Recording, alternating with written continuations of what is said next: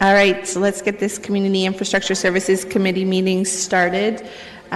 We've heard that a few people are running a little late today, so we're going to move along. We've got a full agenda today, so with that, I will take a mover for the consent items, but just numbers 1, 3, and 4. We have delegations on number 2. So moved by Councillor Davey. All in favor? Opposed? That's carried. Okay, so now we can move to number 2, and this is with respect to sidewalk infill, and we have 2 delegations. The first one is Helmet from Edwin Street. Did you want to say a few words, or are you just here in opposition or in favor? Yeah, I had some questions. Okay, come on down to the podium.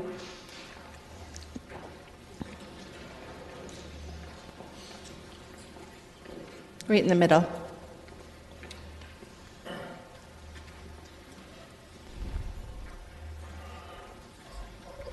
Yeah, we're the owners of 170 St. Leger, also known as 49 Edwin Street. Currently does not have sidewalks, and filled in that application that we were opposed to the sidewalks. We don't see why there's a need for sidewalks on the second side of the road. It's all commercial on that side, and there's absolutely no pedestrian traffic in the 12 years we've been there. So that's one thing.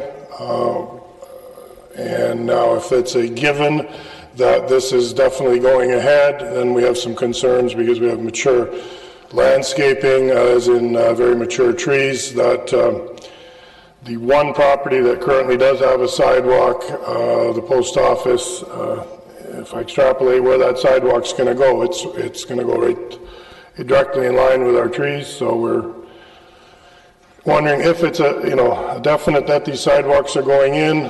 Will the sidewalk be detoured or curved around our trees? And then as well as that, if the sidewalks are going to be done, is the cost covered by the city, or is that going to be passed on to the property owners? I guess that's about it. Those are your questions. Great. We have a question from Councillor Marsh. Go ahead, Councillor Marsh. Thank you for coming in and sharing your concerns. I'm your ward councillor, so I just wanted to let you know that we'll ask staff about the route of the sidewalk. I don't know if that's been determined yet, but when it comes to cost, it certainly doesn't go to the homeowner directly. We have a budget at the city that allows for sidewalk infill projects each year. So it's just a part of the approved budget already.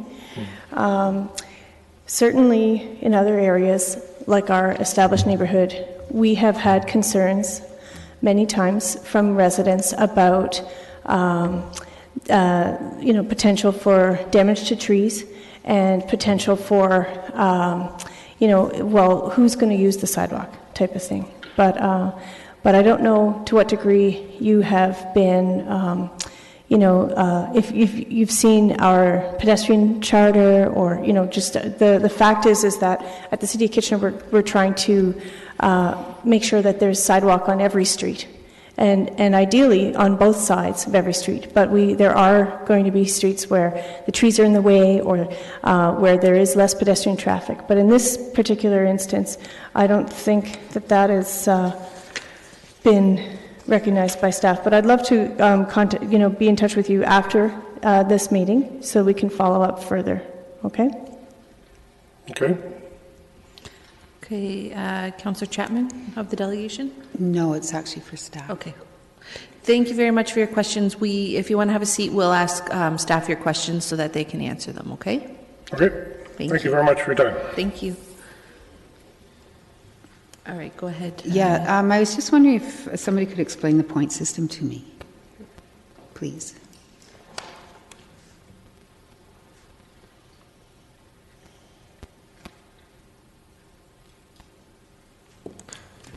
Through the chair, we have a rating system for sidewalks in the city of Kitchener.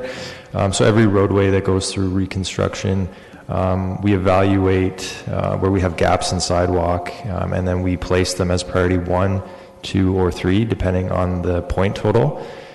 Points are allocated to different locations based on the number of pedestrian locations, the land use in the area, different types of amenities that might be there. So, for example, in the Edwin Street location, that was a priority 2. Some of the points were awarded because it's highly residential, there are businesses in the area, there's transit in the area. So we have a matrix available that shows what the weighting is for all those different types of categories. Okay, so what's each category out of? I mean, I see your categories here. I presume these are what you work with, the transit subtotal points and major destination subtotal points. So which is each of these categories out of? 25? Yes, correct. They're out of 25. Okay, thank you. Councillor Marsh. Just wondered if the design for the sidewalk has been considered as yet, and if consideration for mature trees has been taken into account already. Through you, Madam Chair, no, the design has not been finalized yet. We're still working on it, but these are the sorts of things we'll certainly take into consideration. Just looking at that tree on Google Street View, we just looked at it. There is an opportunity for curb face sidewalk there perhaps, and moving the sidewalk out from the trees to protect them. So that's some of the things we'll consider for sure. Okay, so perhaps we can connect offline to discuss this further before the next council meeting.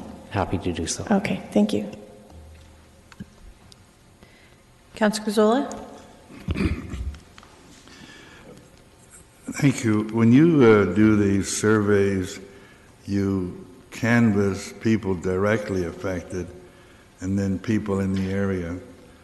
Are each of those votes weighted equally, or do the people that are directly affected have extra weight on their votes?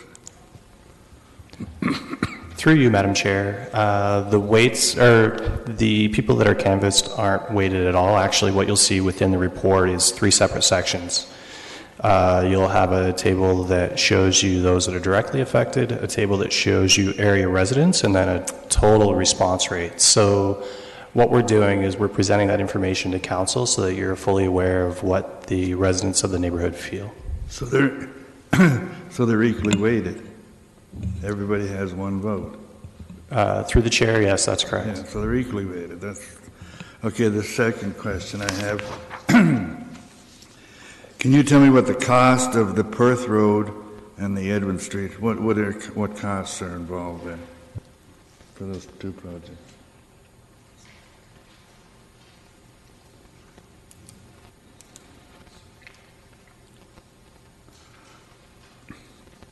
Well, you're thinking about it, I'm going to ask you then, what are the costs of the other 5 or 6 projects you're doing?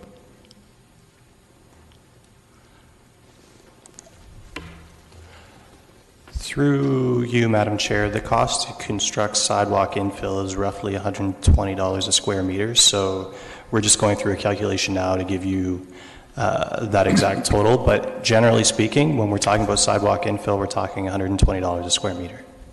Okay. If I look at it somewhere, can I figure out the size and do I?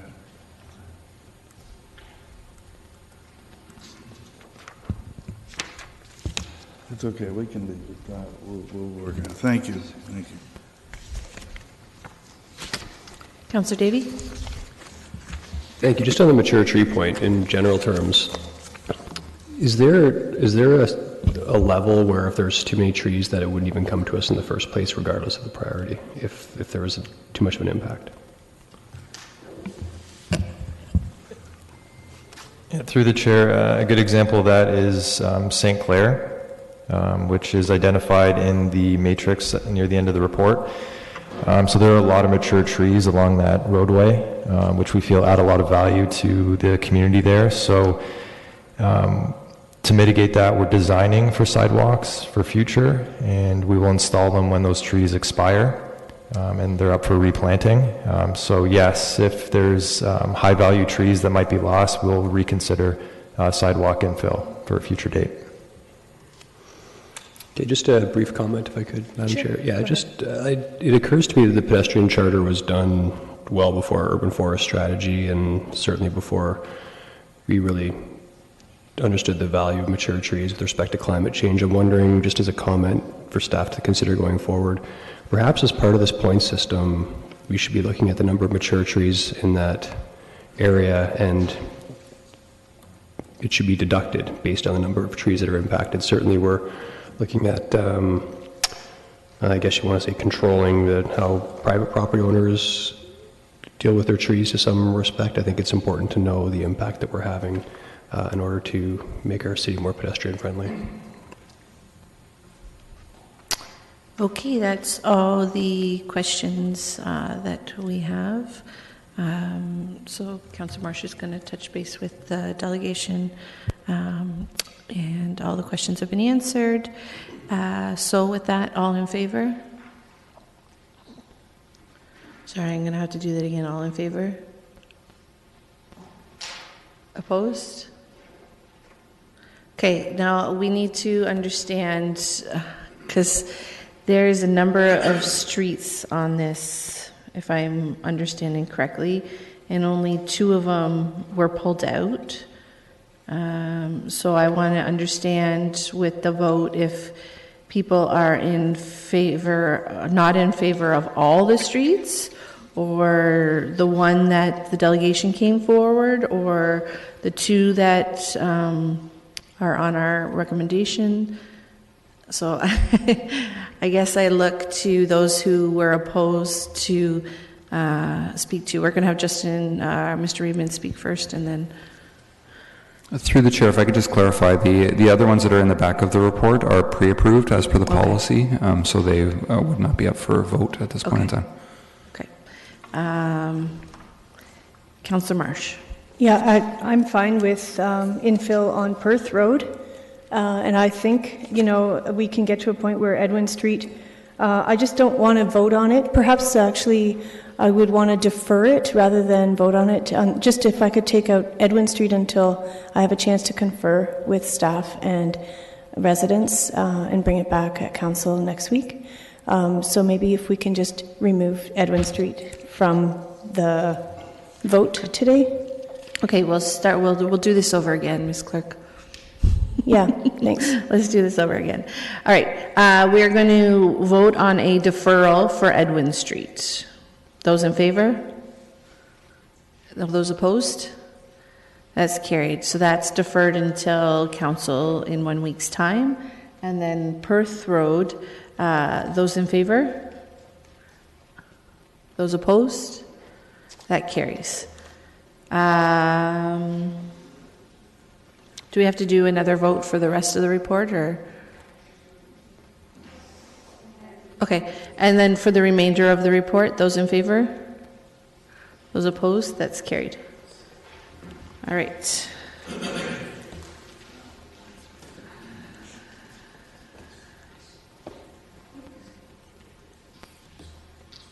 Okay, now we're going to move on to the Neighborhood Places program, the Greening, Seating, and Art. And we have Jenna making a 5-minute presentation.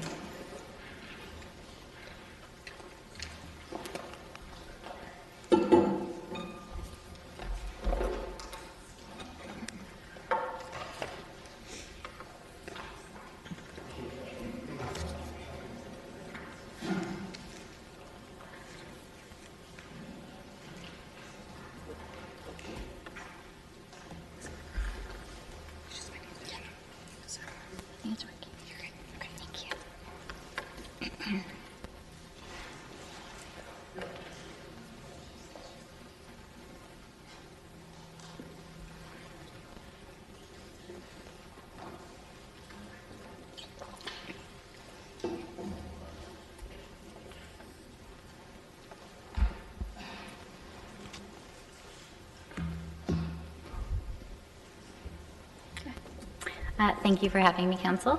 I'm here to talk about Love My Hood, Kitchener's first neighborhood strategy that was first approved by Council in February 2017. This consists of 18 action items in 3 key areas of focus: great places, connected people, and working together.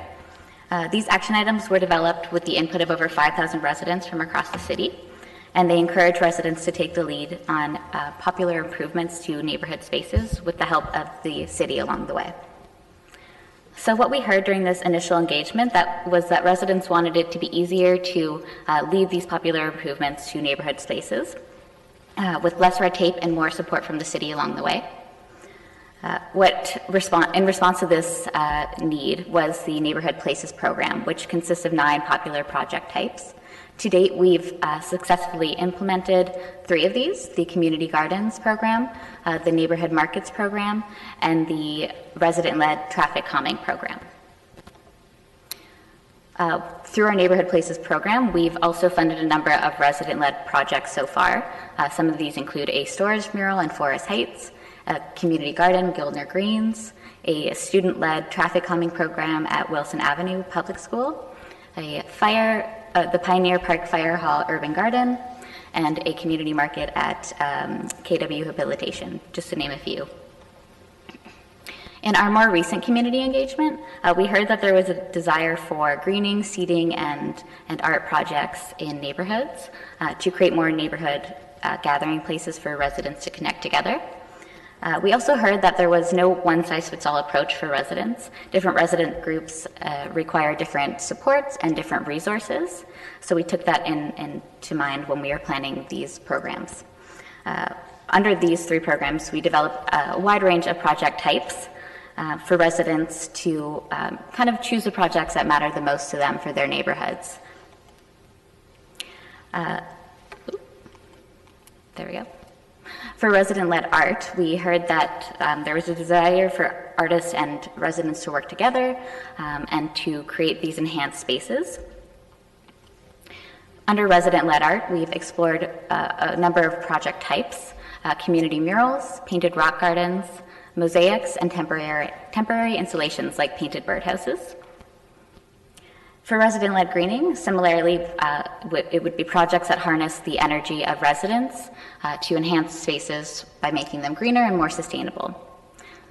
Under this category, we explored multiple project types, including pollinator projects, food forests, stormwater projects, tree planting pilots, and community cleanups. For resident-led seating, such as benches, cluster seating like picnic tables, and naturalized seating like armor stones, we explored 2 streams: a standard city-approved stream with a catalog of options that are already approved by the city, and the Build Your Own stream, which allows for flexibility and creative options by residents to be brought forward.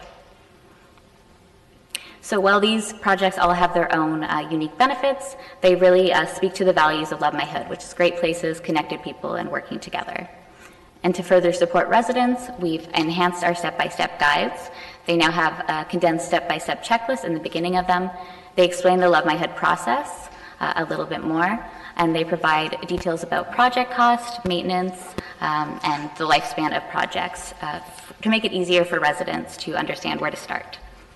Again, while these are a great starting point for residents to get ideas flowing and to kind of understand the expectations that go into a resident-led project, we really stress that they connect with Love My Hood. We're always just a phone call away, and we can provide them with a single point of contact. And we really look forward to connecting with them and hearing more about these greening, seating, and art projects that they might bring forward. Thank you. Thank you very much for your presentation. So questions of staff? Councillor Marsh. Thank you very much for the presentation. This is a great step forward in our Love My Hood initiatives. I just wonder, on the step-by-step checklist, it wasn't clear to me where along the process the neighbors get approval for funding of these projects. So can you just help clarify that?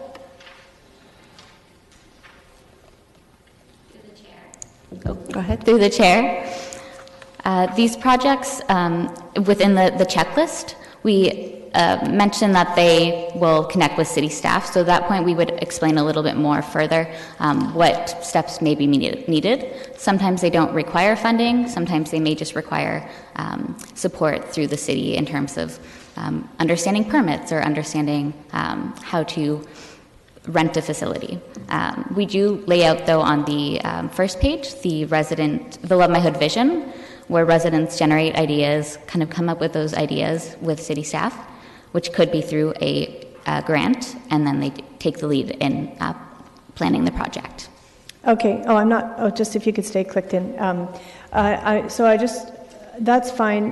But I think it would be helpful to make sure that residents understand, that if they are looking for funding supports from the city for these beautiful projects, that they understand, at some point in this guidebook, that if they do need funding, they can apply, and here's when you do that, and because I think that's just something that would be helpful. The other question I had was, for some of these new initiatives, for example, seating or public art, will that be allowed on private property? And would we allow city funding for projects on private property? Through the chair. Currently, we do allow some of our grants to be used for projects on private property, as long as they're accessible to the public. So it would really be dependent on where they are located on public property. Terrific. Okay, thank you. Councillor Chapman? Yeah, thank you for this report. I have a couple questions. On 7.1, you say that the community centres are currently underutilized. Has there been any thought of opening the community centres for free space to different ethnic cultural groups during those off hours for free? What? Oh, sorry. Okay, I take that back. I'm jumped. Okay, so let me ask my other question. No, I do have another question. Okay, what about participatory budgeting? Is there thought of tying the Love My Hood into the participatory budgeting process? Mr. May? Through you, Madam Chair, as Council previously directed, at the end, near the end of this year, staff will be bringing back a 3-year review of the Love My Hood program. Funding for Love My Hood was only approved until the end of this year. At that time, we will discuss how there may be a partnership between the Love My Hood program and the participatory budgeting direction which staff received during the last committee cycle. Thank you. I apologize for my jumping ahead, but I think it's a good program. I'd like to see it expanded further. Thank you. Councillor Michaud? Thank you.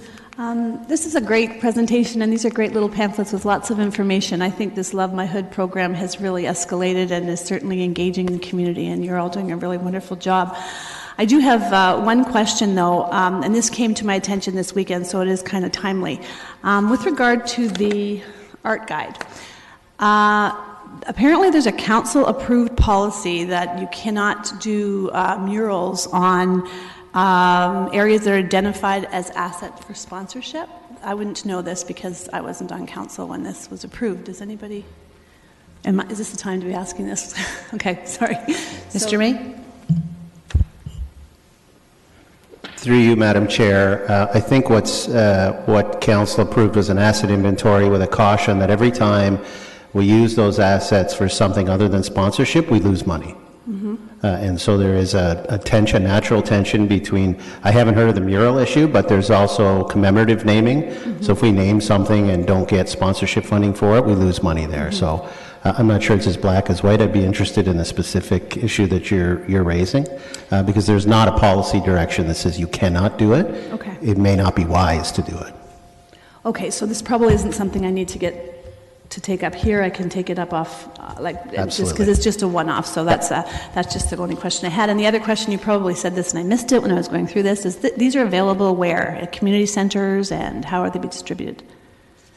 Chair, They will be available at community centers within the Community Services Department on floor 7, and we'll likely distribute them. Well, they'll be distributed online as well, so digitally, and as a needed basis. So if a group maybe requests them, we can provide them to the group as well. Okay, thank you. Thanks. Good. Councillor Gazzola? Yes, I'm trying to understand exactly what we're approving here. What are we approving?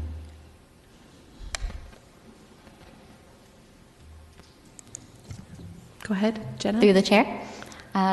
Generally, we're just bringing the update on the 3 programs under the Neighborhood Places program to your attention. So it's more so of an update. Okay, and that's different from approving something. So,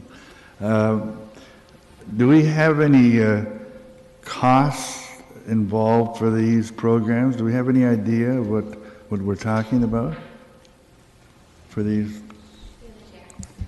Through the chair.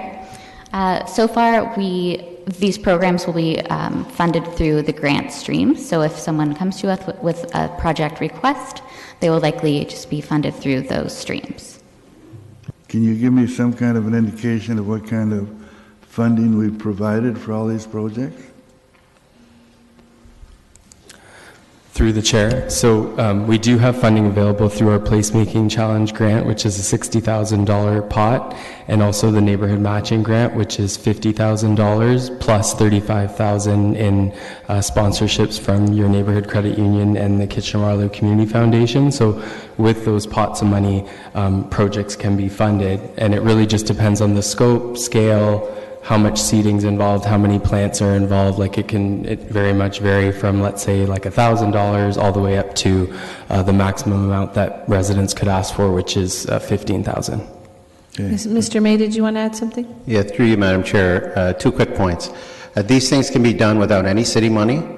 So we have seen projects where there's no city funding or where we leverage a significant amount. The other thing I just wanted to say is that in August, staff will be bringing back a detailed 3-year review of the Love My Hood program, and it'll have costing in terms of where we've spent the money that council previously approved. Okay, I appreciate your comments, and I appreciate the fact here that you've brought this here for information, which is fine. I just have one other question. And I don't know how, somehow it looks like to me that it could tie into this. I recently had a constituent approach me for the question of putting a memory bench in place for someone that had been active in the community. And I was advised that program is no longer in place. And I just wondered if it was to do with seating, so I wonder if this somehow could be tied into that it's, to me, it seems like they go together, and it's an opportunity where I would hope that a constituent or an individual that's interested could make a donation and get a donation receipt and leave the city with an asset, and the only tie is it'd be a little memory plaque or something. Is that something we have considered or can consider? Ms. McGoldrick? So through the chair, Councilor Gazzola is correct. In the past, we have looked at we had two memorial bench programs. One was formalized through our cemeteries group, and one was very informal through parks. What we found is that there was inconsistencies in the delivery of those 2 programs, one of which was very formalized and well received, and the other one which had mixed feedback. And so what we've done is we've consolidated that program through our cemeteries team, recognizing the requirements for very compassionate type of care associated with family members whose loved ones have passed on. And we're looking to see how we could take the cemeteries program and expand it across other public open spaces across the city through the open space strategy. So it is very compatible with the seating program that is brought before you today. We just want to make sure that it's delivered in a way that is compassionate and responsive and consistent with our current formalized memorial program. Thank you. I would, to me, it seems like a good tie-in, even if it isn't in memory of people, if some sponsors.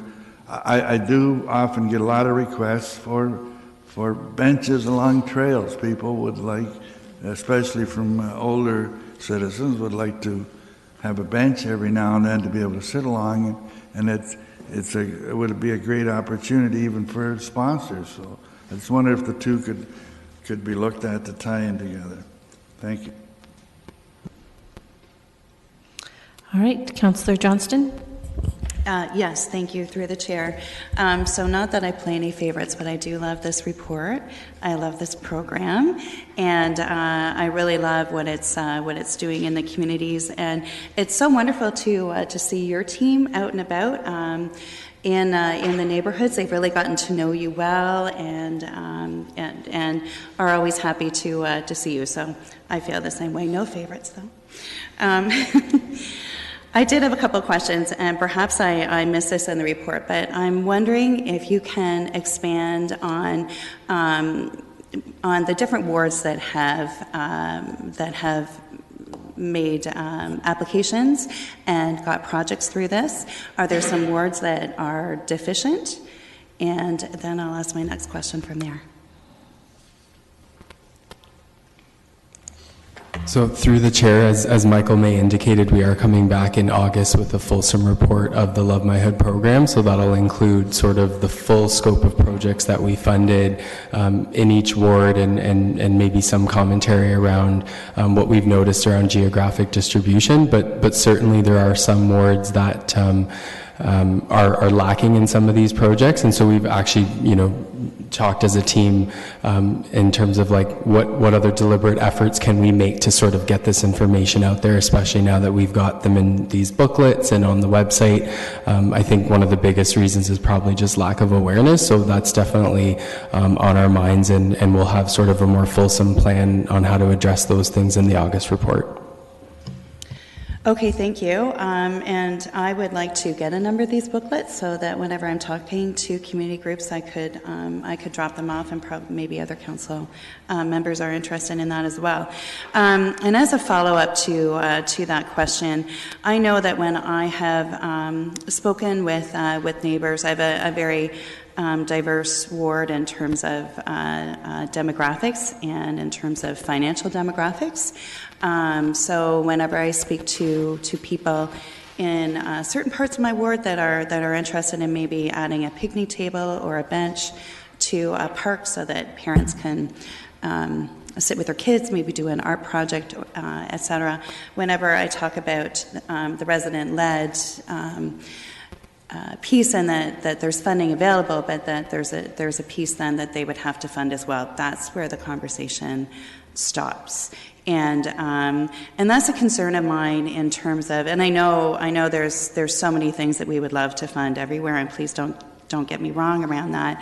I just find that you get them to a point where they're all excited, and then that's kind of where the ball drops. And they're really in areas that then I'm excited that people are excited about doing something in their neighborhood. They're really high needs areas. So what can we do to follow up on that?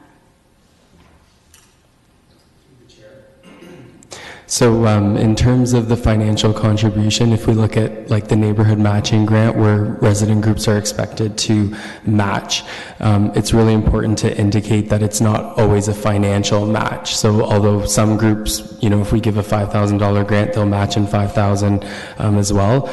It's also with volunteer time. We count that as well. So even just animating a public space after it's been funded, if they did a once a month, community gathering, like that counts, right? So I think, as Jenna indicated in her presentation, calling us, reaching out, we love to sort of work with groups one-on-one, recognizing there isn't a one-size-fits-all. So if certain groups feel that the volunteer aspect of the contribution makes more sense to them, we're happy to work with them on that.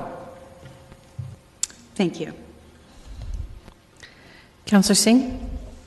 Yes, thank you, Madam Chair. And very quickly, I just want to speak in agreement to some of the comments I've been able to hear, especially for Councillor Gazzola. speaking about benches where we can work with the public, with our citizens, in having more opportunities than what we can do on our own, or what we could do just working with very active associations or members within the community, because there is certain capacity that they have, especially when the grants are limited and the needs are many. They can't have to pick and choose. And benches sometimes, although it's a really good to have, it can fall below that priority list. And that's why if you can work with just everyday citizens or families that may want to give back as a memory, as Councillor Gazzola has said, that's an opportunity we need to leverage. Looking through the booklet, some of the costs, they're significant. And I really realized that the costs are for the concrete footing more so than the bench. Are there ways that we could do this at a lesser cost, where of course we have to look at the maintenance and long-term support of the bench, but minimize the cost as well? And did we look at other municipalities who have this program? You go to Stratford, you go to many other places, whatever, and you see benches everywhere, and a lot of them are in memorial of people's loved ones. And I wonder, is the cost the same there as what we're outlining here? Sorry, that's a question in the end. Ms. McGoldrick? So through the chair, in terms of the costs associated with the bench, those are realistic cost figures, and the concrete padding is a requirement associated with our AODA requirements. And so we have put together realistic costs, and we feel it's important to share that with residents. And then in terms of the City of Stratford, I don't have the costs associated with Stratford's program. I can certainly look into that. One of the things that we've identified when we were looking at our informal parks memorial bench program and our more formalized cemeteries program was that there was a cost differential between the two programs, and so that's something. And one was the cemeteries was in the fee guide, one did not have a fee guide associated with it. So that is an area that we want to look at, want to make sure we're being consistent in terms of what those costs are. And then just to further elaborate, because I realized I didn't pick up on one of the points that Councillor Gazzola had made around sponsorship, absolutely we would welcome any additional opportunities to fund benches, and so certainly if that's through family donations or sponsorships, we would certainly be open to that as well. And I'm really glad to hear that, and sorry, I didn't really make that connection with the AOID requirements, and I guess that's where the costs run high.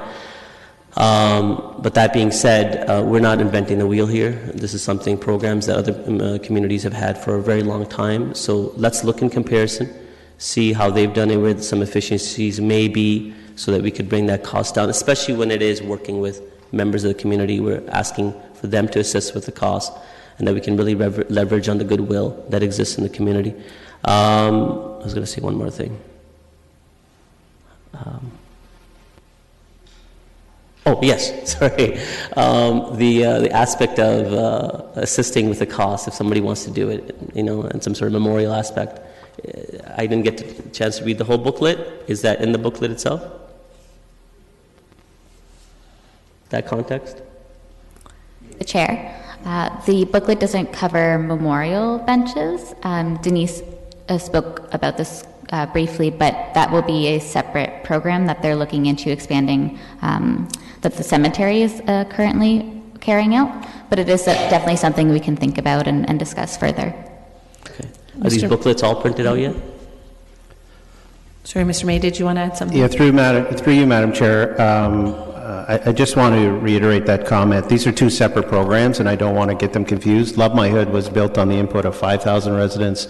We engaged specifically on the details of these programs, and this is the priority of what they've said. There is a separate program that used to be run related to memorial benches. What I would say to you is what we have today, which we haven't had up until about 3 years ago, is a team of staff whose job it is to get these types of small requests and work them through the system. So if you have a request for memorial bench or anything else like that, then you should bring it to the Neighborhood Development Office. We have neighborhood liaisons, and their job is to figure out how it can be done, given the costs and the volunteer constraints. So that's something new that I would encourage all councillors to do. Thank you. And then quickly, in 5 seconds, no, 0 seconds left. I appreciate this is a program that will continue to evolve, but let's look for efficiencies where we can coincide existing programs. Having 101 programs, it's great we have programs, people won't know about it. Let's start compiling it together into a more efficient way. Mayor Verbenovich. Thank you very much, and thank you to staff for all the work that that's been done on this.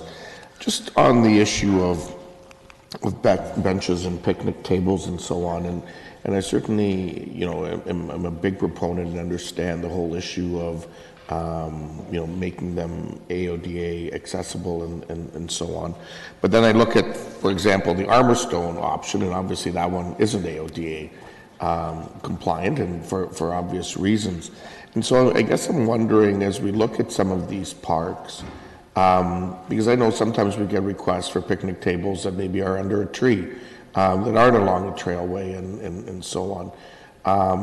And so it doesn't necessarily make a whole lot of sense to make those AODA compliant because you can't get to it, or we just don't do those. And so I guess I'm wondering, should we be looking at maybe a blend of options in a park so that, there are 2 or 3 that are certainly very accessible, but maybe some that aren't, and that would obviously reduce costs as well. Has that been looked at all and maybe, discussed with groups like GRAC? We've talked quite a bit with GRAC, and they've devised a list of standards for seating options and rest areas in public spaces. So that's kind of been leading the content that we've developed, and we've talked and worked quite closely with parks on developing these standards. There are definitely, I think, depending on the location, different ways that we can approach these. For example, in Morrison Park, we did an accessible picnic table, and that's on like a stone dust path. So I think it depends on the location, and when we get requests in, to assess them on the basis of where they are and the location and things like that. So there might be instances where you do install some that aren't necessarily like on a concrete pad or along the walkway or whatever. Yes, and we've done those before, so I think it is definitely a possibility. And that obviously, I mean, you can pick up a picnic table for like $1,000 or less, right? Right. We chose these standard options specifically for the safety and ability to maintain them through the city. So that's kind of why we've selected these options for the standard approve. If a group is looking into doing their own options, especially on maybe private land, they're able to do that as long as it's approved by the selection committee and our staff. Okay, great, thank you. Next is Councillor Schneider. Thank you, Chair Galloway Seelock. Love everything that I see and hear and everything that's been done so far. Just wondering if it's possible when you get a request in the Neighborhood Development Office about a project, if the ward councillor could be informed of that as well, because it would be great for us to be able to be in on any meetings if we choose to attend, and also to help advocate and support their project as well. Through the chair. Sounds like a great idea to us. We're happy to involve the councillors as needed, for sure. Great, thank you. Mr. May, did you want to add something? Yeah, through you, Madam Chair, just to build on that, and it is built in the programs, but we want to do that. We will first need to seek agreement from the group that's come to us to engage the ward councillor, but we're happy to build that into the process. Okay, thank you. Councillor Gazzola, did you have further questions? Councillor Davey? Sorry, just on that last point, why do we need approval from a community group to get information, to have disclosure of something that's going to be city funded? Mr. May? So through you, Madam Chair, we have hundreds of groups that contact staff per week, I'll say. Oh, okay. So you're not talking about, okay, I understand now. That's fine. Thank you. Councillor Michaud, do you have further questions? Just Yeah, one question, or maybe just a comment. With regards to the benching, I took a walk yesterday along the long trail along in Ward 4, and I know a lot of it is part of the conservation area and probably owned by the region. I'm wondering if there's any opportunity to do any synergy between the region conservation area and the city, that we can all kind of bring this together so to make it kind of more cohesive for people to do this. And my second point was with regard to the public seating, I think this is an awesome idea, and I love the idea of people being able to, dedicate something to a lost loved one. My neighborhood in a community center did a bench similar to the one. The price is exactly as it was. In my condo community that I lived in, they dedicated a bench for my late husband, which was very thoughtful. Could this be brought further out to even play structures, like for someone who might lose a child and want to dedicate something to a park that child might have played in? So I think this could even grow a little bit further, and I think the community would certainly appreciate it. Thanks. Councillor Marsh, question? Yeah, just want to support what Mayor Verbanovic was suggesting. I found that the answer was less firm in the idea that perhaps we can explore adding benches that would be a lot less in terms of the cost to the neighborhoods when there are already accessible options to provide benches without a concrete pad. I am a strong advocate for accessibility. My own mother-in-law, who uses a wheelchair, one of the things that we've appreciated about going to Victoria Park is the benches that you can move, because as the shade changes when the different times of the day, you can drag lift carefully, but you can bring a picnic table into the shade where, and then wheel the wheelchair so that anybody, stroller, wheelchair, whatever, can enjoy the picnic table under the tree. Let's just be a little more holistic. I'm just supporting the concept of being more holistic and lowering costs to residents who want to do something in their neighborhood without being thoughtless about it. So that's all. I think what I was hearing from staff, just with regards to that point, is that they can spend less than the options that are in the book. They just have to come up with the idea themselves and bring it forward. So those are standard options that are already approved. It's just going to take a little bit longer for staff to look at options that aren't standard. So I think what I'm understanding is that it's an open book. You can bring any idea forward and it'll be looked at, whether it's accessible or not. I think there's an opportunity to look at all kinds of different options when it comes to seating and everything else really with the program. So there are no further questions. I need a mover for the recommendation. Moved by Councillor Johnston. Is there anyone? You don't need to make comment because most of you already have through your questions. So all in favor? Opposed? That's carried. Thank you very much for that update. Next, we're going to move to year-round maintenance of trails and pathways around schools. And Liz will bring us a 5-minute PowerPoint presentation.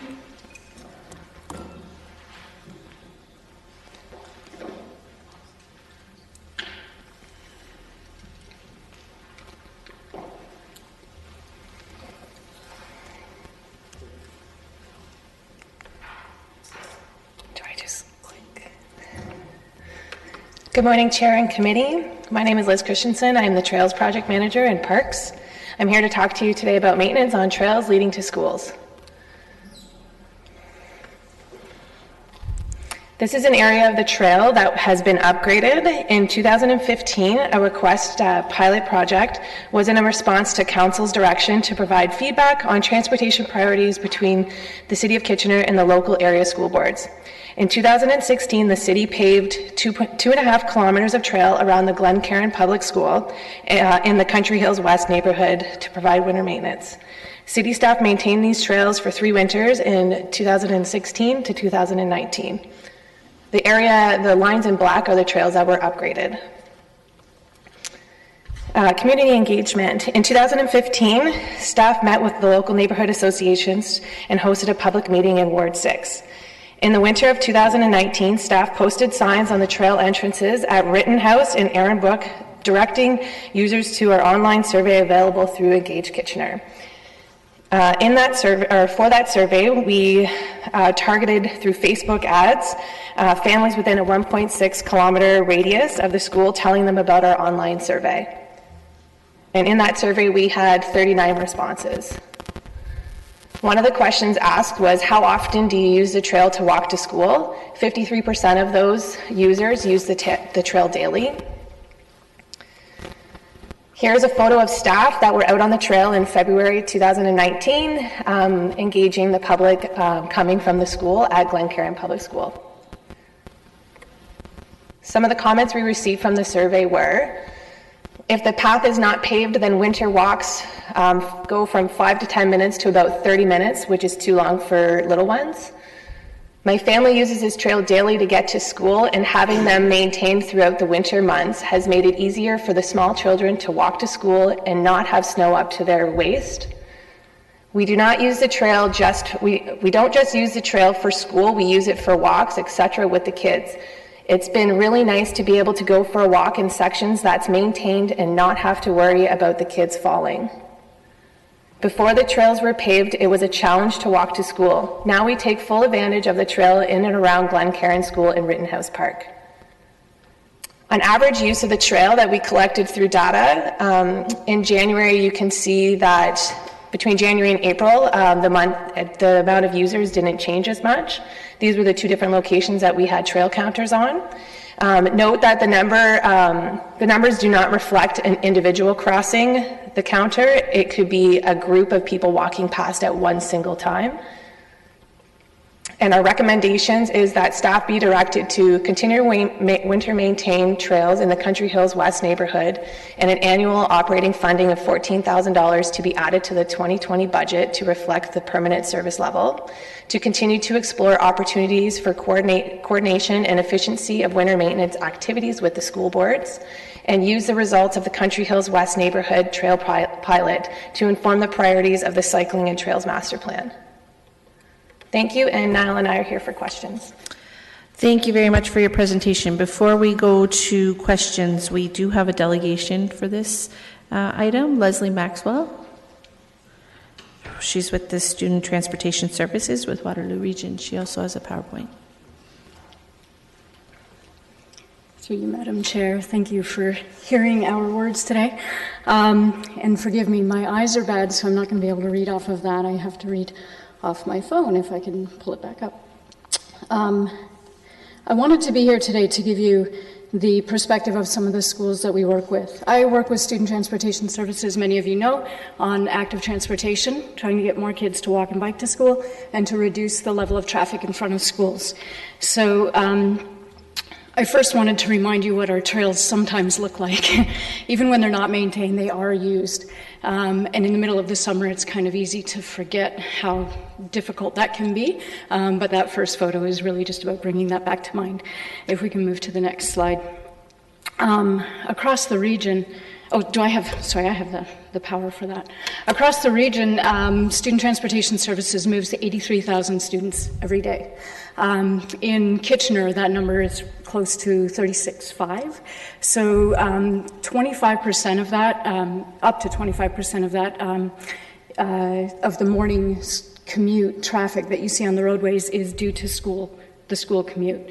About 1/3 of our students are transported by buses, and 2/3 are walking or are turned in the walk zone. For many families, when that walk to school is lengthened in the winter, they stop walking.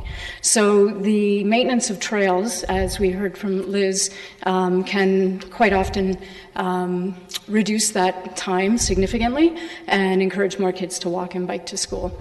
As we see here, I have a little photo of a stroller approaching a snowy pathway. A lot of our parents have little ones at home or daycares, and they're transporting a number of students or a number of kids, regardless of whether they actually attend the school or not. When they're trying to get their little ones to school, they've got to take a stroller as well, and an unmaintained pathway can really stop that. So we really work to disperse the traffic that does feel like they need to come to the school to area streets, and short pathways that you have at some schools can really make a difference. Here in particular, we're working with Forest Hill Public School, and that's really hard to read. I apologize for that. And I'm not going to be able to access it now, excuse me. You want to know what, Leslie, if you want to sit and do your presentation from one of those chairs, the screen in front of you will be right in front of you. Would that help you? It would. I just accessed it, and this is really the big one. I wanted to make sure all of this was on a slide so you could access it later for your reference. These are the words of a vice principal that I work with at Forest Hill, and essentially she sets up the scenario at Westmount, on Westmount at Forest Hill, is such that the front of the school is not accessible. The parking lot is very difficult for parents to get in and out of, and there's not enough parking in the parking lot for them. So we would like to divert that traffic to side streets, or to encourage kids to use the trails that come through the neighborhood to the school. Those sections that you see there in green are not currently winter maintained, and the sections in pink are owned by the school board. The green sections are owned by the city. So a cooperative effort in these cases would be very, very helpful. And from Rebecca Beringer-Fay, we've had several slips and falls on these unmaintained paths. So people are using them regardless of whether they're maintained. They are a bit of a liability, but if we maintain them, we can encourage more and more students to walk and bike. From her again, she would, I don't have it right here. She would like to work with the city as a partner to maintain both parts of that pathway. Her custodian is keenly interested in maintaining the pink section, so that we can get kids into the school. Again, at St. John Paul II, we have a similar situation where half the path, the green part is owned by the city, and the pink portion is owned by the school board. And their plea there is to work in partnership as well to keep it maintained so that we shorten the distance for a lot of kids who are coming in. So essentially, we work very tirelessly. And in fact, at St. John Paul II, this is another good case. The city is putting some effort into traffic calming in the front of the school to encourage active transportation. I've felt a very strong partnership. My position is partially funded by the city. You guys have been great to work with. And we do a lot, but when it comes to winter maintenance, there are some gaps. And sometimes it doesn't necessarily mean that the trails on the way to school are as long or as convoluted as the ones at Glencairn, and they might not cost $14,000 a year to maintain. They might just be a couple thousand over time. So I would really love to work with your team to figure out where these little sections can really make a huge difference. And I don't know what time I'm at, because that's okay. I forgot to start it, so I was just giving you time. I appreciate that. So that's I guess essentially what I wanted to bring to you today. Okay, thank you. Are there any questions for Leslie? I have a bunch of people in the queue, so I'm not sure who all. All right, Councillor Davey, you're first. Thank you, Leslie, for coming in. I'm not sure if you're the right person to ask this or not, but my largest concern is the cost estimates for the city portion is over $500,000 a year ongoing, every single year, plus an $11 million capital cost to do this across the city. Supposing that somehow we can manage to do that, my concern is, looking at the slide before us, in all the instances you've shown, the school boards have had almost as long of a portion to maintain as the city. Are you aware of the likelihood that the school boards or the schools will be able to come up with this amount of money to make sure that students, if we do go ahead, to make sure that students don't end up hitting a snow wall after the city's done its job?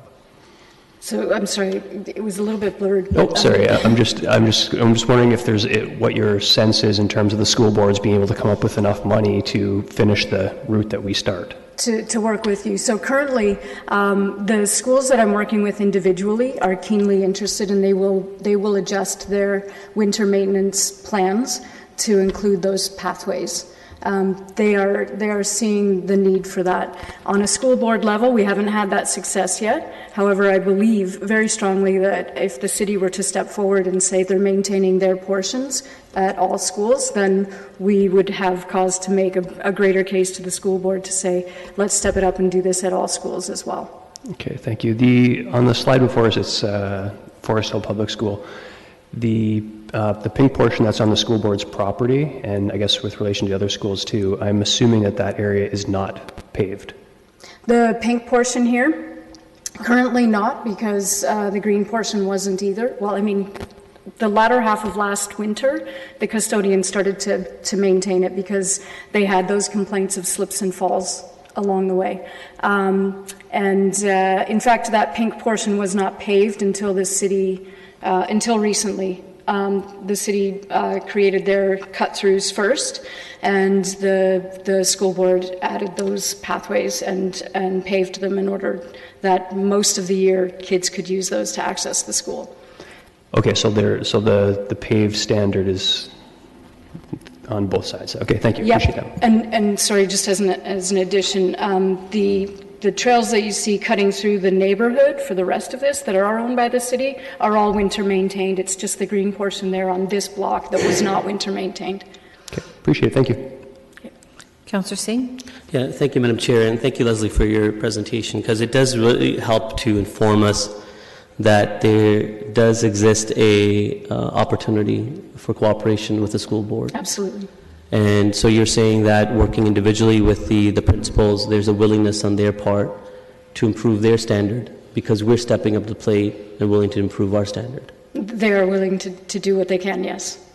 And much of that is, and you said, obviously the kids will try to walk the route that's closest, even if it means that, it has snow along the way or they're having to go, knee deep in snow walking to school. It reduces the cost, but it would increase, so based on, obviously what you do, your understanding is it would increase that traffic along the trails if there was better maintenance, both from the city perspective and the school board. Yeah, all evidence points to that. I can't make any guarantees, but what we do know, what I can guarantee is that it will be safer for those kids who are already using it.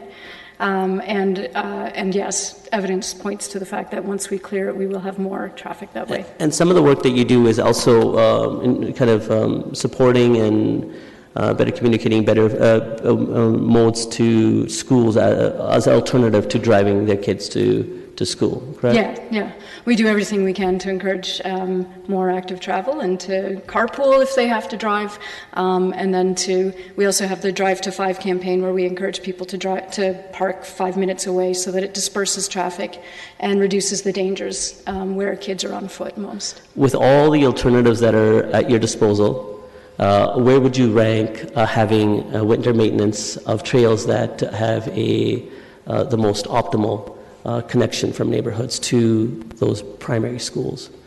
Sorry, with all the with all the all the options that you have, encouraging parents to walk their kids to school versus driving them to school, where would you rank having this as an option where trails connecting to schools, optimal routes would be winter maintained? Yeah, so the ranking piece was the piece I was missing there. Thank you. It's impossible to rank. Unfortunately, every school that we work at is very unique in its own way, but it always takes a multi-pronged approach in order to make things happen. So what we know is if we improve infrastructure, we get a percentage of uptake. If we improve infrastructure and we add those soft marketing sort of pieces to encourage kids and or a small incentive to encourage kids, we get an exponential increase. So it takes all of these pieces working together in order to change that situation. We know that in the winter we have increased traffic at schools the moment that there is snow or bad weather. There are more cars coming to school. So I rank this fairly high personally, because I see it as one of those absolute barriers. The softer barriers, the attitudes, that's going to take a little while to bring along. And that's what we work at tirelessly. But this would make it so much easier for us to say, no, you don't have any excuses. Perfect. Good. Thank you so much. Councillor Johnston. Yes, thank you. Through the chair. Leslie, I come at this from a unique perspective, having been a former public school board trustee, and I also live behind a school and next to the path into the school. So I have the most popular parking spot every single day, where people arrive starting at 8 a.m. for school that starts at 9:10 in the morning. And I don't care where you live in the school catchment zone, if you're getting there 70 minutes before school starts because you want the best spot, I don't care where you live, you can walk your kids to school. So my question would be around accountability from the school board perspective. I know that when new schools are built or when schools change locations, etc., that they're given money from the Ministry of Education to build a school, and not to take into account the infrastructure and the parking, etc., to get kids to school, solely to build that school. And I actually see that as a failure.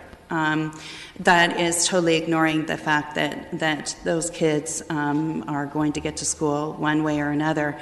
My concern as I look at the map of Forest Hill, which I'm very familiar with since that's in my ward, is that, and by the way, I'm very much in favor of active transportation and of winter maintenance, so I should have said that off the bat as well.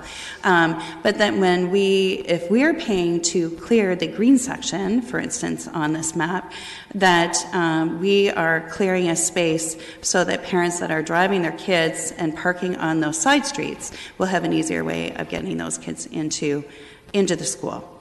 My question is around if there's more accountability from the school board in contributing to pay for that green section to be cleared. Will that then help with the schools encouraging more kids to walk? If the school board would help to pay for the green portion, would it help the school?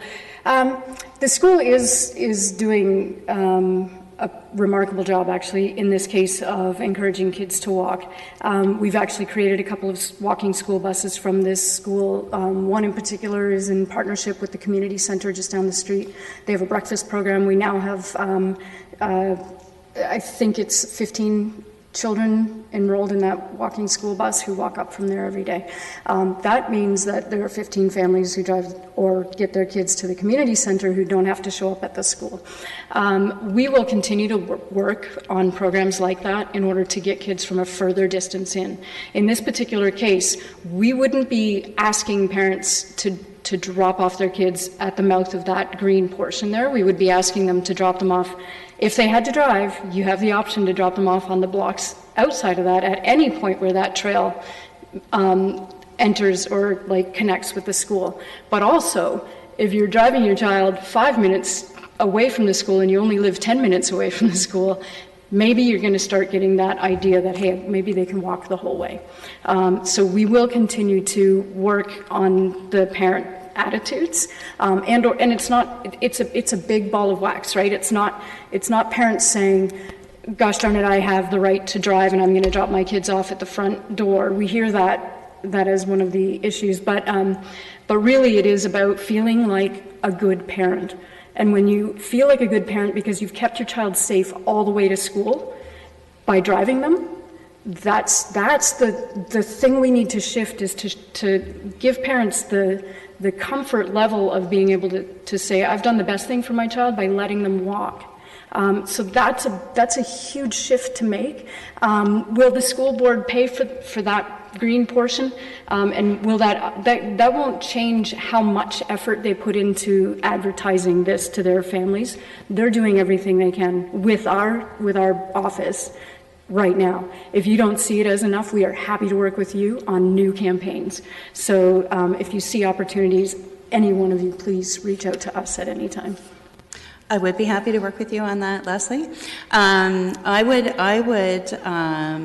would promote that around any section, if we do decide to go ahead with this, that any of those green sections on the streets around that there becomes a no parking zone within a certain radius of that green section. Because I know that people will go to that spot and drop their kids off if we don't put a no parking section in there. So I will throw that out to our traffic team, that if we're going to be encouraging more active transportation, then that would be a good partnership piece in place then, because there's that buffer zone. I feel that more and more parents drive their kids because they're concerned about all the traffic in the neighborhood and don't feel it's safe for their kids to walk because of the traffic, and it just becomes, you know, that ever-increasing cycle there as well. So. Yeah. And absolutely, we have to keep, through you, Madam Chair, absolutely, we have to keep those crossing points clear so that the sight lines are good for small children to see cars, but also for cars to see them. So I'm in support of that. And the less convenient we make it for parents to come to the school, the more chance there is that they will start to see that the walking piece is a little more convenient. And we can help them with that. We're here to provide those supervision supports through walking school buses and Trailblazer programs for where older students sort of provide some eyes on the street. So yeah, we're here to help that. Okay, well, thank you. And again, I would advocate for a no parking zone within whatever number of meters are going to be around those green sections. So I think that actually would put some teeth into this as well. Okay. Councillor Michaud? Thank you, through the chair. I think this is a great, I'm very encouraged to see this. I've had a lot of complaints in Ward 4 from residents living near public schools with the traffic congestion and just the horrible behavior, actually, to be honest, by some parents dropping their kids off. So this is a good thing. And I'm probably dating myself here, but are there no safety patrols anymore? Is that gone by the wayside? Because when you talked about parents being concerned, wanting to get their kids to school safely, I totally get that. Gone is the day when you send your kid off to school by themselves and they walk and they feel safe. But taking this one step further, the school, I agree with Councillor Johnson, with the school board needing to be more involved with this. Perhaps safety patrols at the mouth of these trails for parents to bring their kids to the trails and know that an older student is going to get them to the school to safety. So that's just another kind of additional thing I'd like to see. Now, one question I just have, do you have any statistics or data saying that in spring and fall, it's less traffic in front of schools than it is in winter? We are working on that. We do some hands-up data collection in the classrooms, asking kids how they get to school. That's really the most rigorous way to find out what the travel modes are. Across North America, our practitioners have agreed that that's the most rigorous way. It's not scientifically infallible, but it does give us an idea. And when we have been able to collect winter data at schools, we see those numbers drop significantly of kids walking and cycling. So we do know that there are more cars coming in the wintertime. In the wintertime. Yeah. I tend to get, from my experience in being in new council, fall was large too, and maybe just parents are trying to get their, footing on how to get their kids to school and whatnot. But anyways, I'd be curious to see what the results of that come if they ever get it. We'll have better data in the next year as we collect that similar data from a greater number of schools with the project that we're working on right now. So thank you. Yes. And sorry, to your point about safety patrol, we work with CAA to promote the foot patrol program. And some schools use it. We have to have one leg of that on school property, and the other can be on it has to be across the street. And so that's one limitation when it comes to trails, because as you see here, it would be on city property to city property, and CAA won't support that. unfortunately. But can't older students do it? Like, is that not? That is older students who are foot patrollers. Yeah. Oh, okay. That's a standing foot patrol. But what we've done outside of CAA is to produce another program called the Trailblazers. And these kids walk to school. They don't stand there, but they have, we give them a bit of an elevated road safety education. They wear a traffic vest and they walk a preferred route to school. So they give kids an idea of the safer routes. And with some schools, they have 20 to 25 Trailblazers.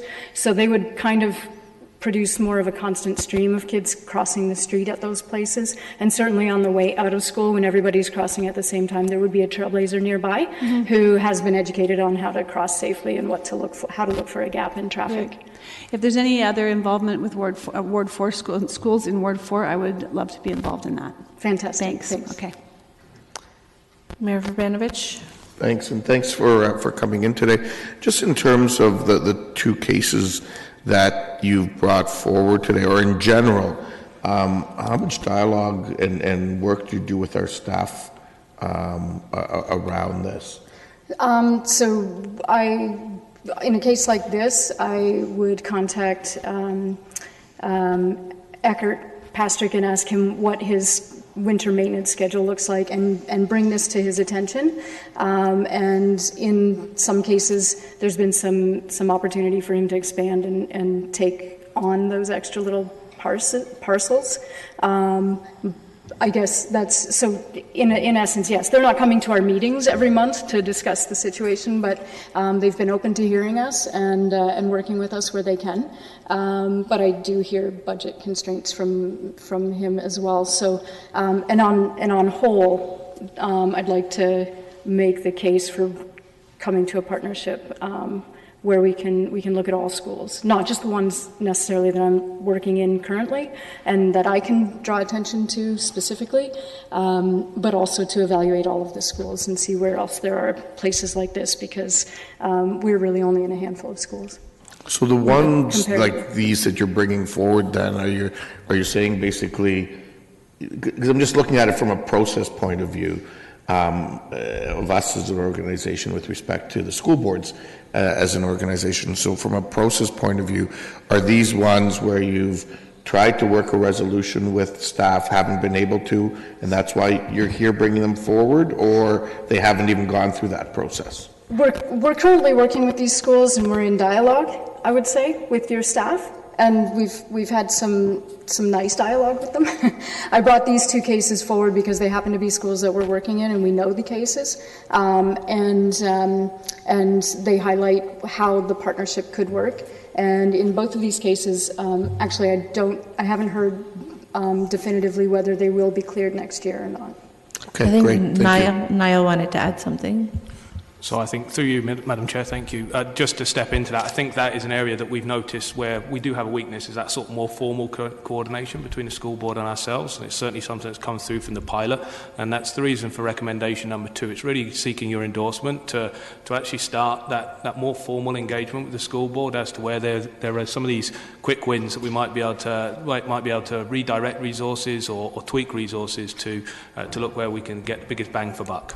Turn me back on. Right, thanks. Well, and I think that's helpful and good to hear, because I think, from an organizational point of view, I think it's good if we can have this, much of this work happening between our two staffs. Much like, I'll be frank. I think that at times in the past, and I'm going to look forward in a positive way, but at times in the past, there maybe has not been as much constructive dialogue when the boards even plan locations of schools and some of these traffic issues around it. So I think if we can start looking at this a little more holistically, which I think speaks to what Councillor Johnson was speaking to, from our traffic experience, we can probably, identify some of the problems and concerns ahead of time, but they don't, I guess the benefit of having been around the horseshoe a while, they haven't always been listened to. So I think I think if we can see a little bit of movement on both fronts, it would be helpful. That's fair. And through you, Madam Chair, a comment on that. The school board has been bringing me in to consult with them on new school development. More recently, the Tartan Ave school that's slated for 2021, we have a site already, though. That's we're starting to be involved earlier and earlier in these discussions, and I've had more and more opportunity to work with the school board staff at the planning facilities and operational level, and to make them understand the constraints that are put upon families with these choices, not just where a school sits, but where it sits on the block, like even not just where the site is, but where it sits on the block, and how many access points we have to a school. Ideally, we would have one from from 4 directions that allows kids to walk in from all 4 directions. So we would.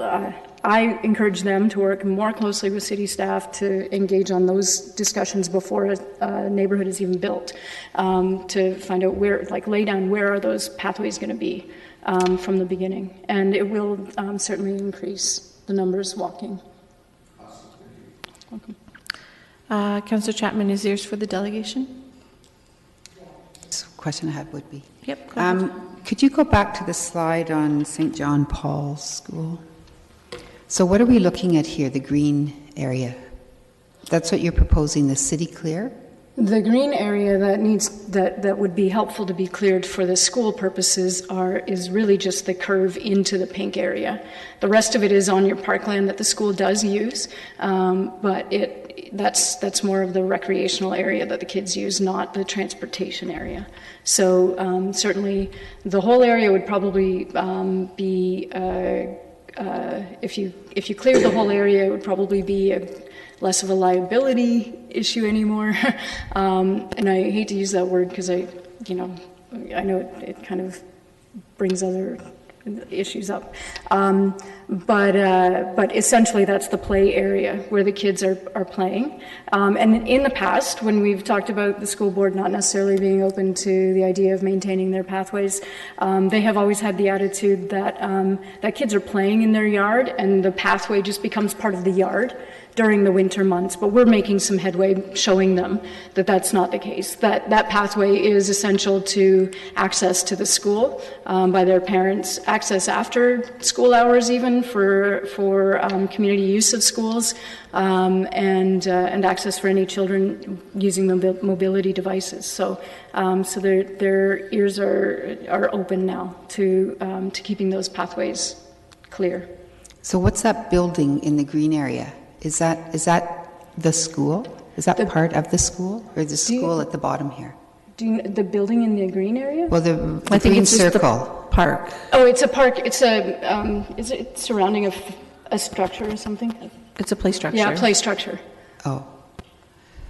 Okay, so you're proposing that the city clear all of that? That is just highlighting the pathway that is on the city property. I would be open to just discussing with the city what makes sense. Right.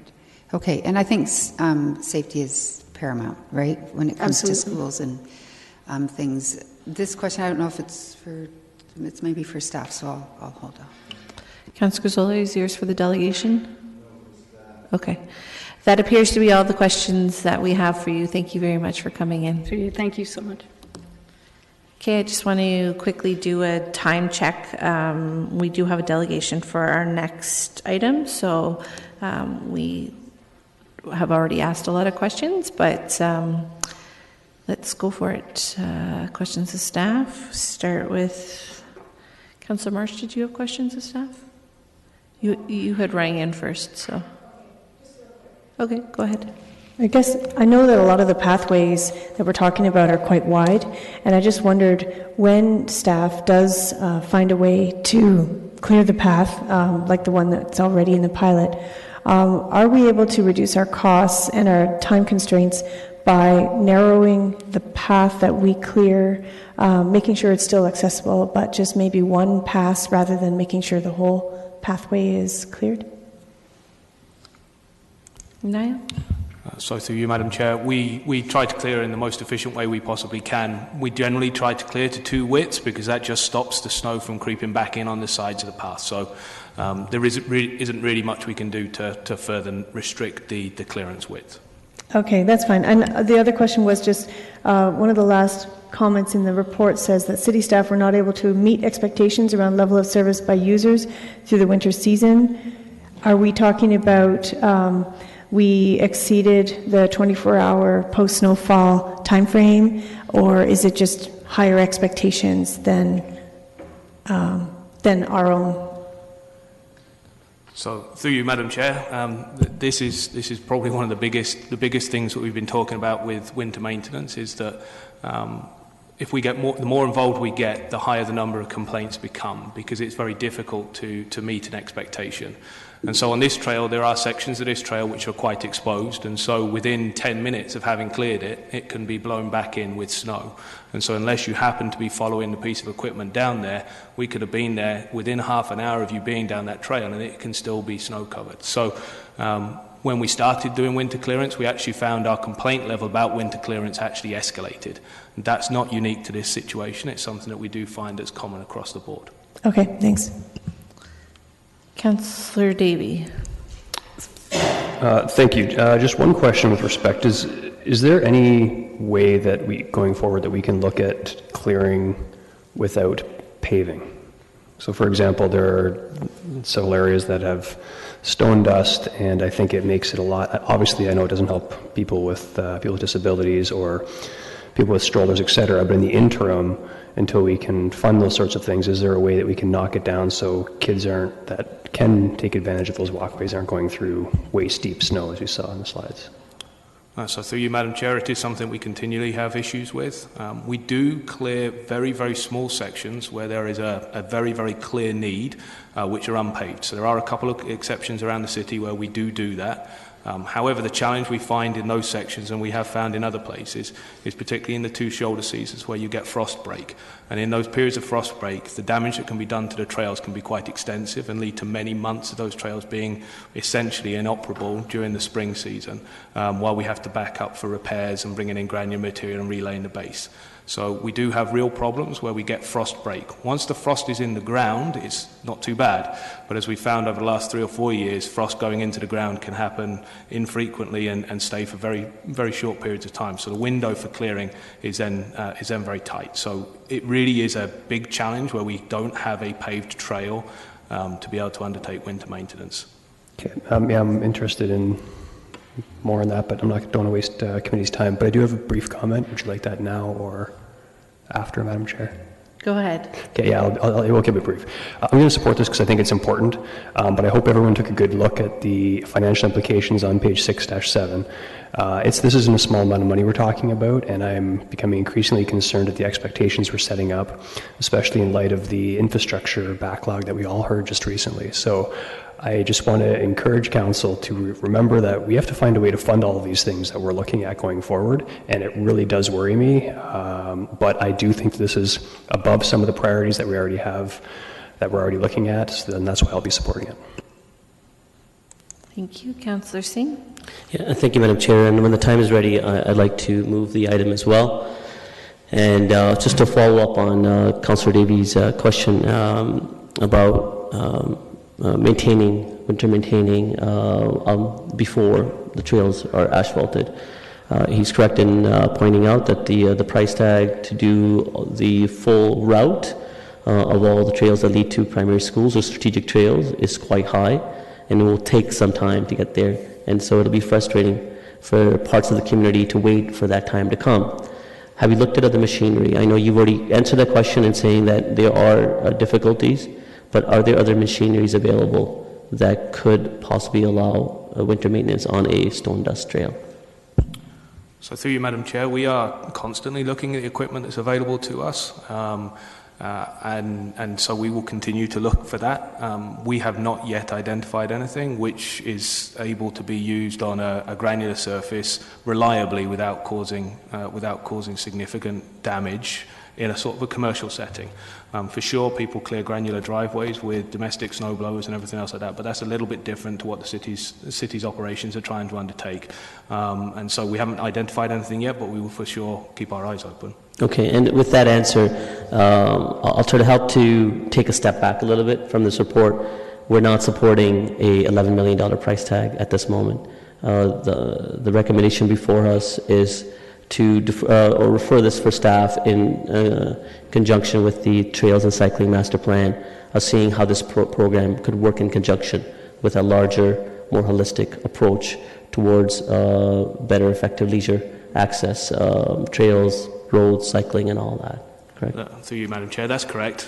This seems like a great opportunity as we have the Trails and Cycling Master Plan ongoing at the minute to actually use the findings from this pilot to inform the outcomes from that plan. So yes, this would be about prioritisation rather than actually approving any action as of right now. And in that in turn, the current continuation cost is the $14,000 annual operational cost to continue on maintaining the trails that have already been asphalted. That's correct. Yeah. And speaking about the trails that have been asphalted, and you're correct in saying whenever you start a new service, you can't please everyone.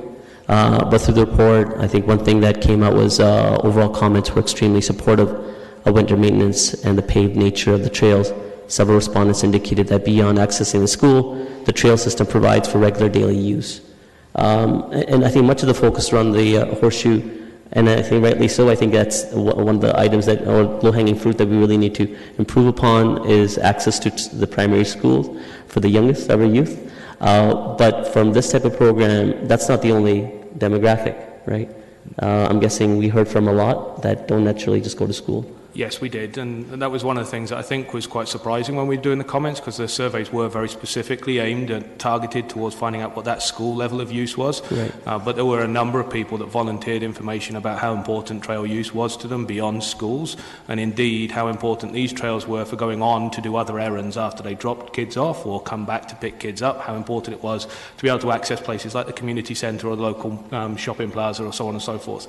A lot of the people that are using these trails reported that they had no other means of transportation. And in fact, it might be that one part of the household had gone to work using a vehicle, they were left without a vehicle during the day, so if they couldn't access it by foot, they weren't using it during the day. And so these trails actually were, for many members of this community, sounded more or less like they were a bit of a lifeline to them. So they were very, very grateful for the work that had been done, and very hopeful that we would continue to do the winter maintenance that we've been doing. Oh, that's really important information to hear. And the way the metrics were measured of the traffic along the trails, I'm guessing there was a pad, so if people walked over it, that was a counter? Yeah, so we use a beam counter. It's a post that's at the side of the trail, and it just counts the number of passes that are hit. Oh, but if you cluster as a group, it can count that as a single pass. So I it's see. not a reliable number, the number of people, just the number of individual passes. And would it be assuming too much to say a lot of kids do travel together? I think that would be reasonable. So the numbers that we have here could be a lot more than what's being outlined. I think so. Okay, that's really great to hear. Thank you, and I'll make my comments afterwards. Councillor Chapman? Yeah, I'm looking at the image on 6.9. I can't read the tiny print there, but I take it the dark lines, the solid dark lines, are paved trails that are already maintained. Is that the case? So through you, Madam Chair, that's correct, yes. The dark lines, the darkest line is the lines that we've paved and are into the winter maintenance program currently.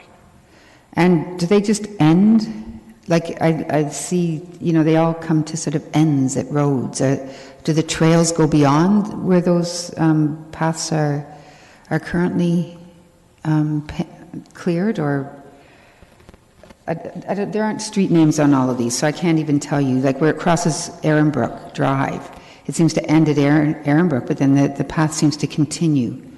That's correct. There is a pathway that continues on, for example, at the end of Ehrenbrook, the trail does continue on the other side of the road, but it is then a granular, unmaintained path at that point. Okay, and that's the same, I guess, at, the other Ehrenbrook Drive, I guess it crosses it in a couple places. That's correct. Okay. And on other places where it just seems to come to an end, there are no further pathways. Like what about down by Terra Crescent? Is that little space there, is that a paved pathway? So through you, Madam Chair, you'll see there's several instances like that, and perhaps we should have extended a line through. They're actually walkways, and so you'll see that they link to most of the Bowl Bend courts as well, and so the trail does make the link through to the road at those points. And they're currently cleared by the city? They are currently cleared, those points. Okay, there seem to be a lot of dead ends. No, they're not cleared? Sorry? Well, I don't know. I didn't know if there was... so they are cleared? Yeah, they are cleared, yes. Okay, thank you. Councillor Johnston? Yes, thank you. Through the chair, I have 2 questions, and then I'd like to move a motion as well. My first question of staff would be, have we explored working with the school boards before to help pay for the winter maintenance of the extra areas that they're looking at as clearing? So through you, Madam Chair, and glancing quickly over to the GM's table as well, this one, I don't believe that we have, no. Ms. McGoldrick? So through the chair, I understand that there was work done in 2015 in terms with the school, specifically on this pilot around looking at the maintenance activities. I do feel, and I'm looking at Leslie, that there has been a shift over the course of time in terms of individual schools. And I would say to some extent the interest in the school board to engage. We do have touch points with the public school board in terms of looking at things of mutual benefit between and shared uses between the school board and the city. And so that would include things like indoor recreation, outdoor recreation. And we have looked towards the creation of a joint maintenance agreement that hasn't fully developed, but there's an openness to engage related to that. So I think those discussions need to continue. I would say we don't, at least I think at an operations level, have the same level of touch points with the Catholic School Board. And so that is an area that could be expanded if there's interest there. Okay, thank you. My other question would be around, is there an opportunity if we take on some of the trail clearing in the green areas, and I would say the green areas at all the different schools, can we look at doing a no parking zone within? And I am not going to give an area. I would leave that up to staff. But within an area of those green areas, so that it does help promote active transportation, because that will not be a drop-off area for students. Mr. Reedman? Through the chair, so transportation staff will continue to work with the school travel planning office on any changes and look at any measures that the city would need to do in comparison with these other things to ensure that traffic is distributed, or we're encouraging walking to school rather than just drop-offs in different locations. Maybe I need to move 2 motions then. I have some motions. Would you like me to wait to the end, No, Chair? Or bring them forward now, just so if anyone has questions on them, we can... Okay, the first one, and I probably need to work on the wording around this, but I would like the City of Kitchener to explore options of shared cost of winter maintenance on the new paths we're being asked to clear with both the Waterloo Region District School Board and the Waterloo Catholic District School Board. Sorry? The new paths we're being asked to clear, or to do, or actually explore just winter maintenance in general of the city paths that lead to schools. Okay. And your second one? Is there a second one? To explore ways of sharing costs, yes, and that's hopefully friendly. My second motion then would be, and again, I don't have written wording for it, but to explore ways to promote active transportation in the shared maintenance zone, that we would look at making a significant area of that no parking zones, so at around school time, so that will promote active transportation in those areas.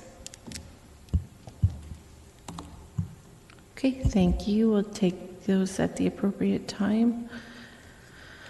Ms. McGoldrick? Through the chair, I just want to ask for a question of clarification in regards to the motion, the first motion. So just want to confirm, is that to explore options of shared costs on city-owned pathways, or to look at shared maintenance associated with both school board lands and city lands? That's a good question. Actually, I would love to see it on the land that leads up to schools as well. So, yeah, why don't we add that in?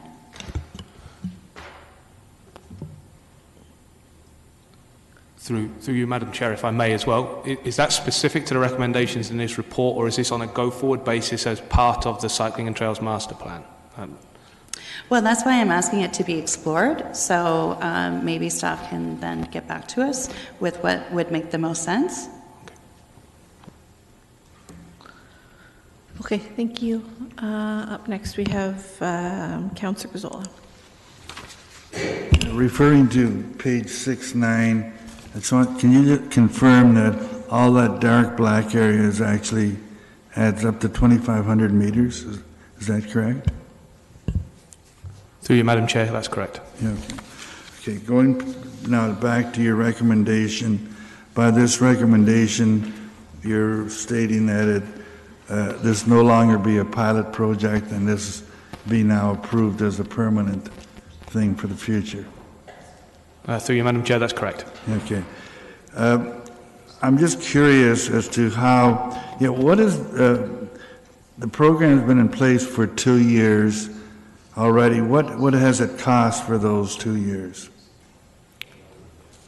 Through you, Madam Chair, I believe we have got the numbers in, haven't we?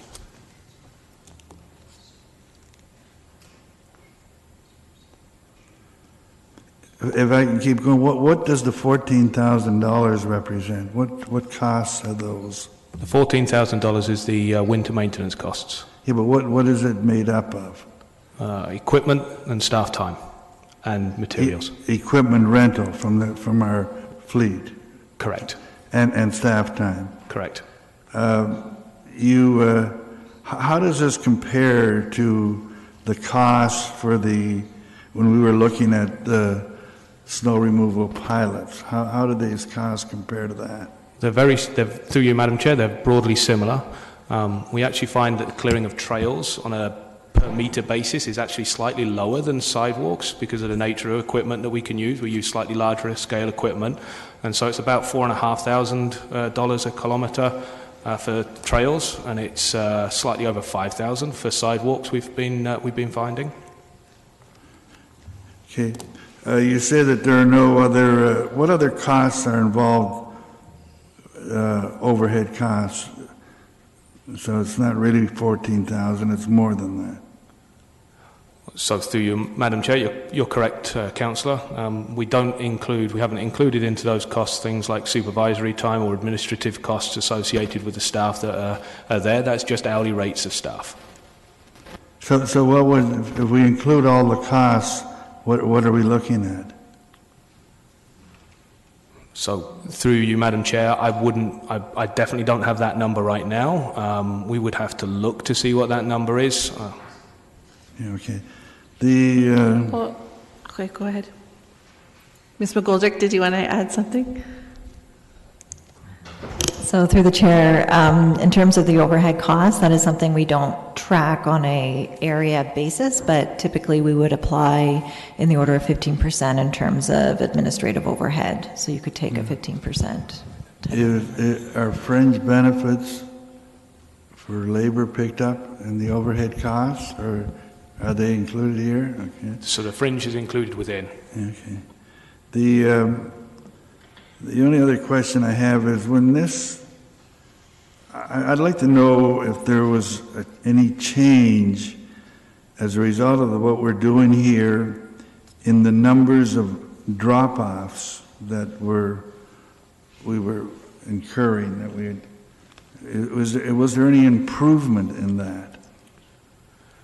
So through you, Madam Chair, one of the challenges we've had is this has taken over a long period of time. What we have noticed very strongly, both anecdotally and through the numbers that we've got, is what we're not experiencing is a drop-off through the winter, and that was a reported issue beforehand. So there were a number of people that indicated that before the trails were paved and surfaced, that they would stop using those trails around about the first snowfall and then recommence using them again after winter had gone, or during periods of distinct thaw during the winter season, but they wouldn't use them through the winter season.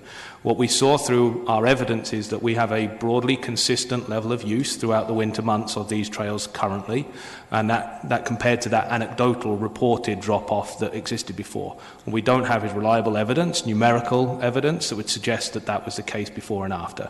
But we do certainly see that there was a consistency of use this year, which only very, very slightly dropped off in February when we went into that extraordinarily cold period. But even there, it was still a very consistent level of use with both what we've seen in spring, fall, and through the rest of the winter season.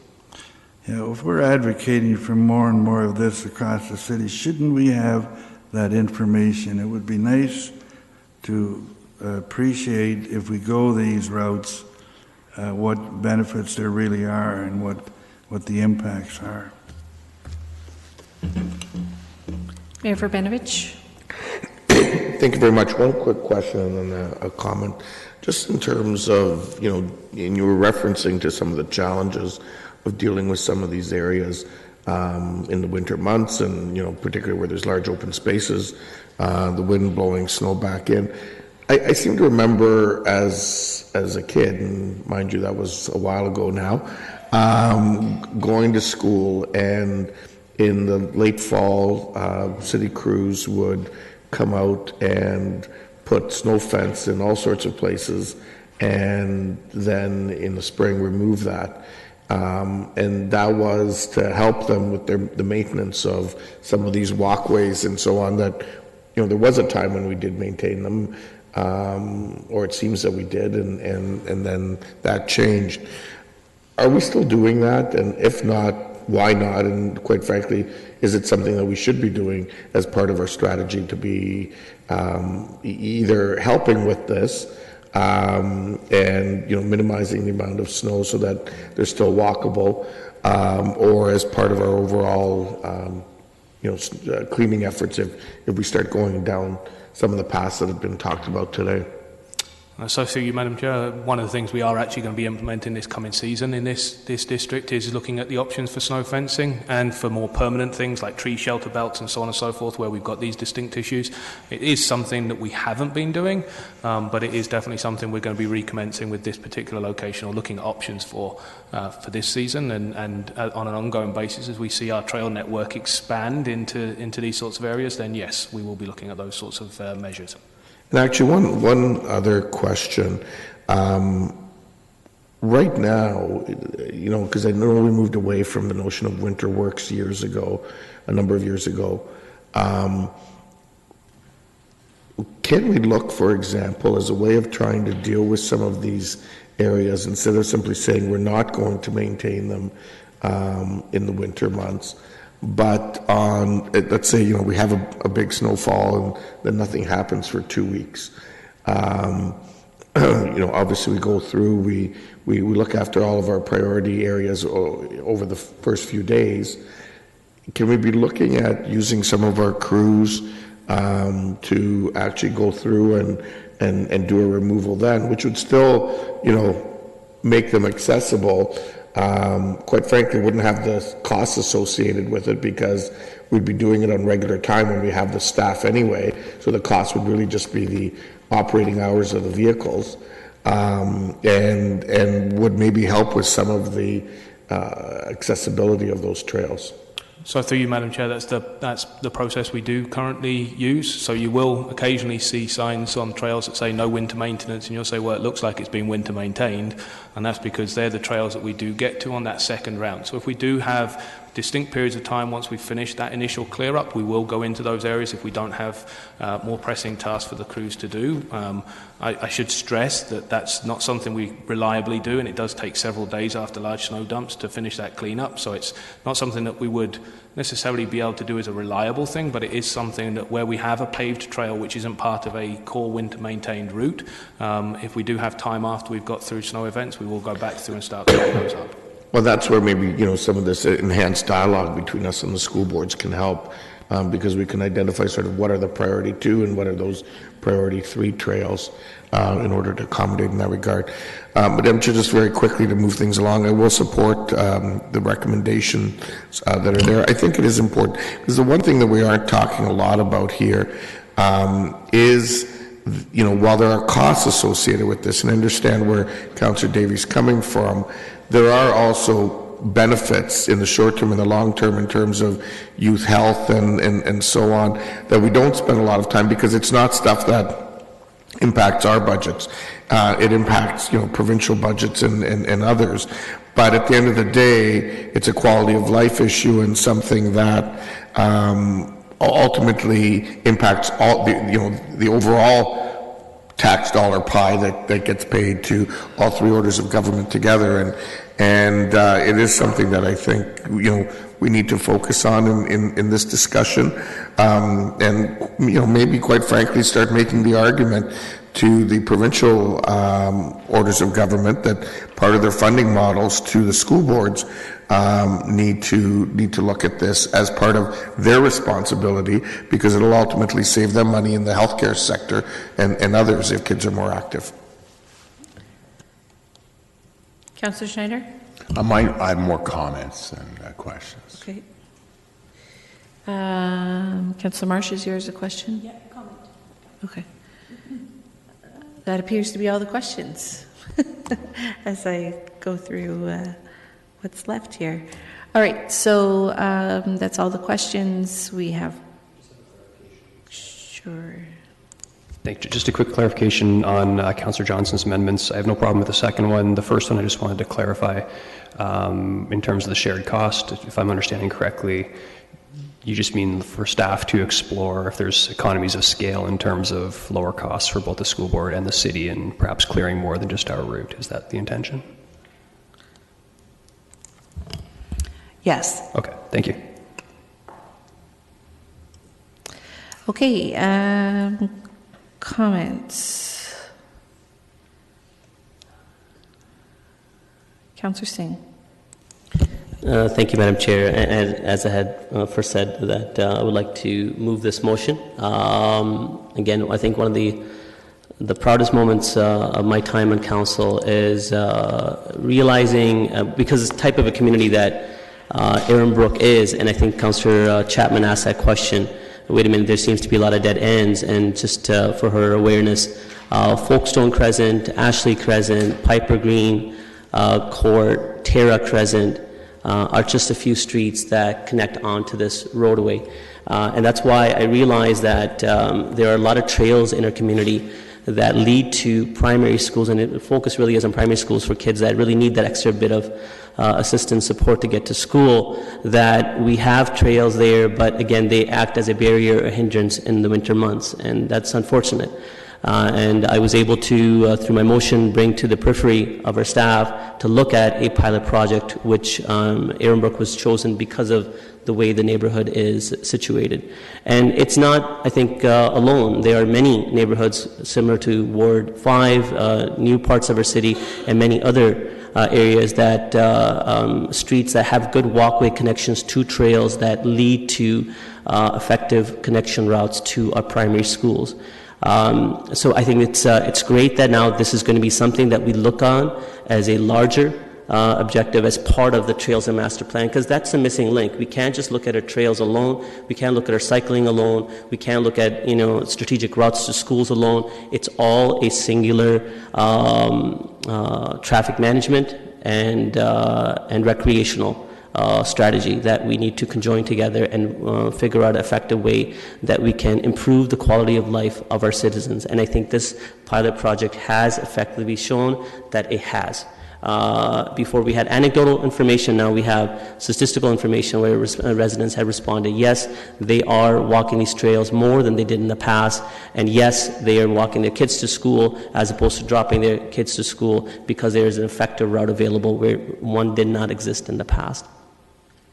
Again, I said this before, we need to really look at this of, kind of the adage of, how do you eat an elephant? One bite at a time. $11 million is a huge price tag. I don't see that something that we're going to be able to do all at once. And that may not be the smartest thing to do either. But I think we need to explore options of advocating, stressing upon the province that there needs to be greater funding towards municipalities, towards trails, because there's a more effective management of the benefit of those trails that can provide to communities, and at the same time leverage opportunities where funding is overall available, where we can significantly lessen that $11 million cost that's currently outlined. So I see this over a decade strategy where hopefully we will get to a point where there is no barrier for kids to be able to walk to school when a route exists. That's much easier. So it's a pleasure to be able to support this, and I hope support of continuation of this program in the Country Hills neighborhood, because it's something that's been provided, it's an amenity that's there and has shown that's a benefit, and as we look at it as a citywide objective. There are trails or connections in this area that were not initially addressed. They're not large, they're small. I'm looking at ways to see if staff can improve upon them through future budget process. But as I said, I think we need to continue to look on and build upon the cycling and trails master plan and bringing this in as a effective way of better enhancing our overall objective to the city to provide better trails and recreational support in the winter months and not just the summer. Councillor Schneider? Thank you, Chair Galloway Seelock. I like what I'm seeing here. I want to give much thanks to Leslie. We've been able to work together with issues at schools when it comes to parking and crossing guards and things like that. So the cooperation level between the city and the school board, I think, is really at a great level right now. I just really want to be assured that if we move forward with this, that the school board also moves forward with this as an entire school board. There are issues and things where the decision is left up to the individual principal at the school. I just want to know, be absolutely assured that if we move forward with this, that the school board will also do this, or else it's not going to be effective. I think there's too the opportunity for the school boards to save money. This could cut down on their busing costs as more kids walk to school and the routes to school are shortened and there's less need for busing. So I think there's opportunities there for finding some share costs. Councillor Marsh?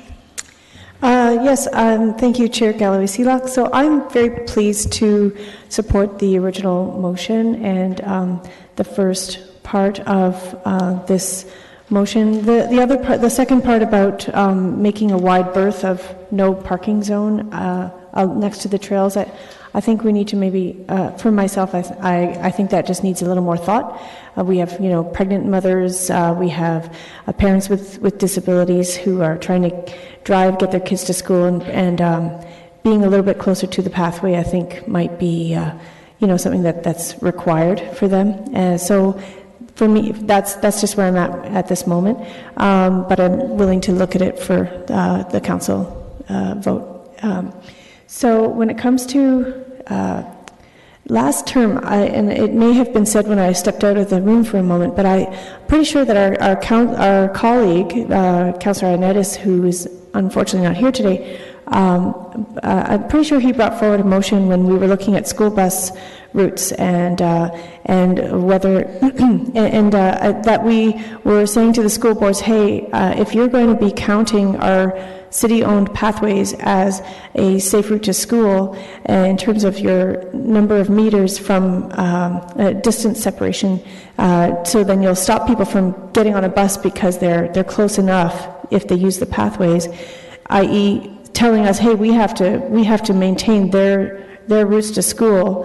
I'm pretty sure we wrote a letter from our previous council.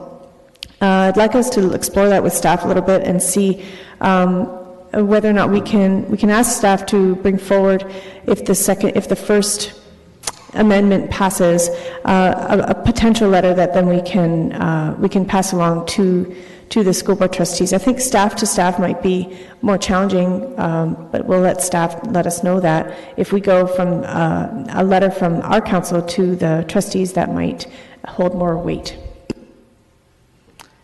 That's all the comments. I just quickly want to comment on the Second Amendment. I don't think that at this time I can support it for the simple fact that there's already a lot of pushback. I know people in the area need to,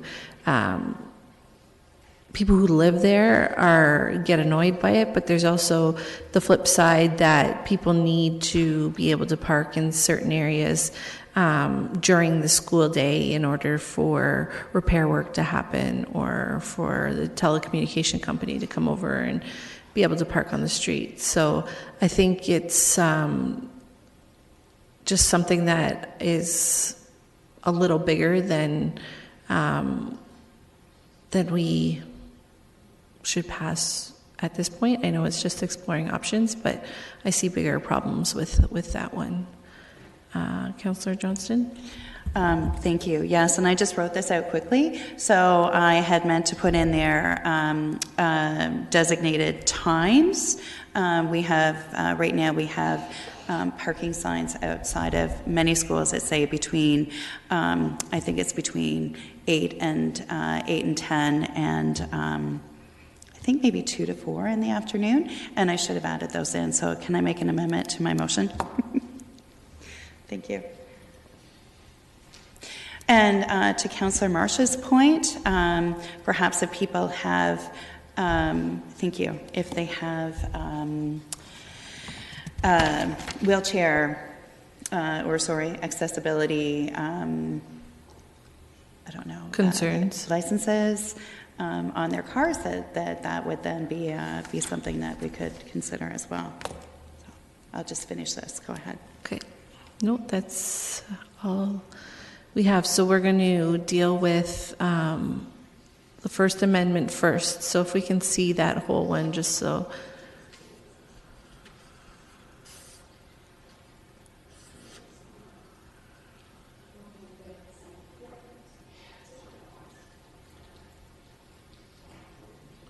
Okay, so everyone, we're dealing with this first recommendation or this first amendment. It's been moved. All those in favor? Record a vote.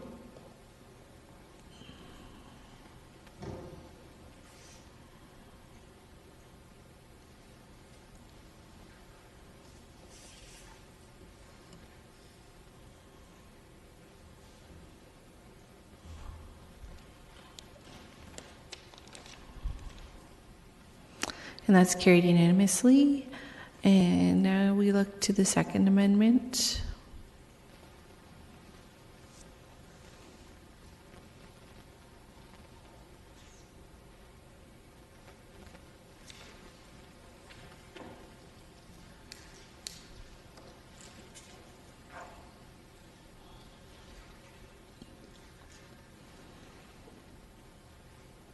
Just give everyone a chance to read it.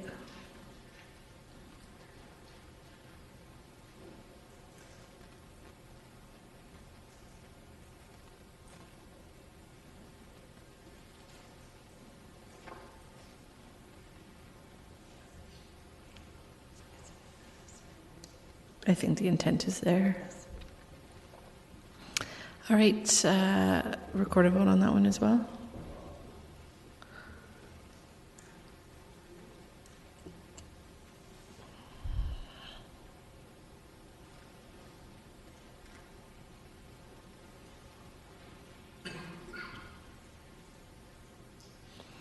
Those in favor? Those opposed? Okay. That carries. And then for the staff recommendation, which is moved by Councillor Singh, recorded vote.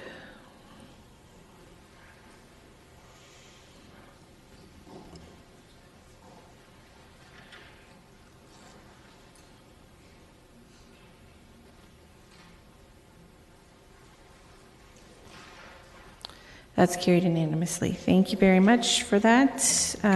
We will now move into the next item, which is the review of facility booking guidelines for nonprofit groups and the Neighborhood Association affiliation policy. We have staff here to answer questions, but we also have a delegation. Our delegation is Janine, and you have 5 minutes to make your presentation. Just come down to the podium and we'll get started.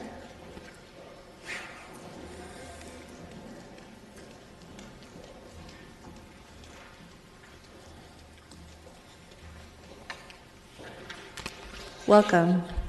Thank you. I'm a little bit nervous. Don't worry. Don't worry.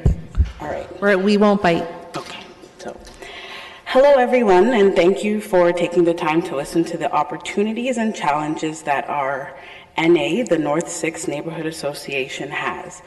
As most of you know, the N6NA is fairly new, and that has afforded us the luxury of learning from other NAs about how they operate and determining how well that model works in our case.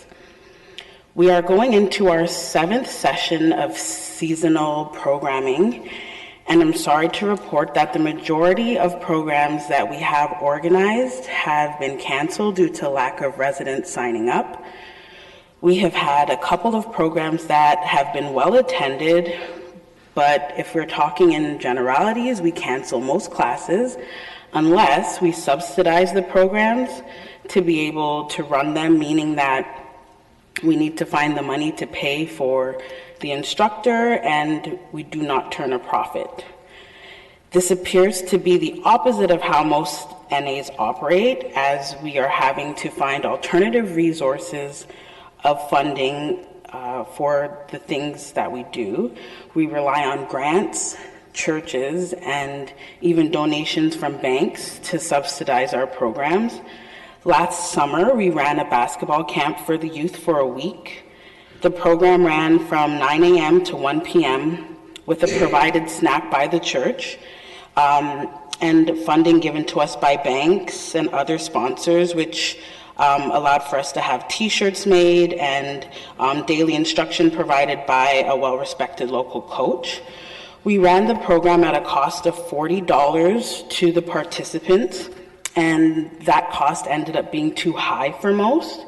We made space for 30 to 40 kids, and most of those kids ended up being brought in by the coach from another community since there was space. A highly subsidized $40 week-long program was a barrier for our residents, and unfortunately for us, there is a stigma attached to the Chandler Mowat Community Center that precludes residents from outside our catchment area from signing up. So we end up canceling classes or running them at a loss when we find the funding. On another occasion, we attempted to run a women's self-defense class, which was something that we heard from our community was a need. We attempted to run this class 3 times at a cost of $50 for 10 sessions, which is about $5 a class. This same class would not, actually would be like double or triple the price if we were to have it directly with the instructor. We only had 2 residents ever sign up for this, so we of course had to cancel. It isn't hard to get to the next challenge of our NA, which is that without the funding coming in from programming, we can't necessarily afford to do other things that we would like to do. For example, this past week, we decided to host a We the North 6 Raptors viewing party for Game 6. This ended up being a fairly straightforward event, but the city graciously stepped up to pay for security for us, paid to staff the event, and allow us to borrow a projector to host the viewing. For some neighborhood associations, throwing thousands of dollars at an event like this would have been an easy call, but for us, we do not have the operating funds to be able to do the extras. We'd love to be able to run dance classes and youth debate programs, music classes, a literacy unit, and so many other programs that would benefit our community members beyond just learning the skill, but we simply do not have the funding. If we need to get people to pay for programming in order to pay for future programming, what do we do when we build it but they don't come? As an NA, we have recently discussed the concept of not being reliant on programming income to fund our community service delivery, whether that be a dance class or a neighbor's day party or poetry club. We are looking into the possibility of getting alternative funding to be able to provide programming, but that is difficult and time-consuming to do. This is challenging when there's predominantly a two-person board. We are overwhelmed, taxed, and stretched. It takes a lot to lead a board, administer the finances, arrange instructors for programs, meet with city officials for various projects and committees, operate special projects like the community garden, plan for and implement parties like Neighbors Day and the NBA viewing parties. The list goes on and on. As you know, these positions are volunteer-based, and on a board of 10 plus people, these jobs will not be so heavy, but when one or two people take the load, it can be a lot. This isn't to say that we don't love what we do or recognize the need for it or want to keep going, but it can feel overwhelming at times, especially in cases where our efforts end up in vain. In a model where we are required to make money to give back, we are floundering. Our residents need us. In many ways, the residents of the North 6 NA need us more than other residents need their NAs. For some, we are their best, closest, cheapest, and/or only option.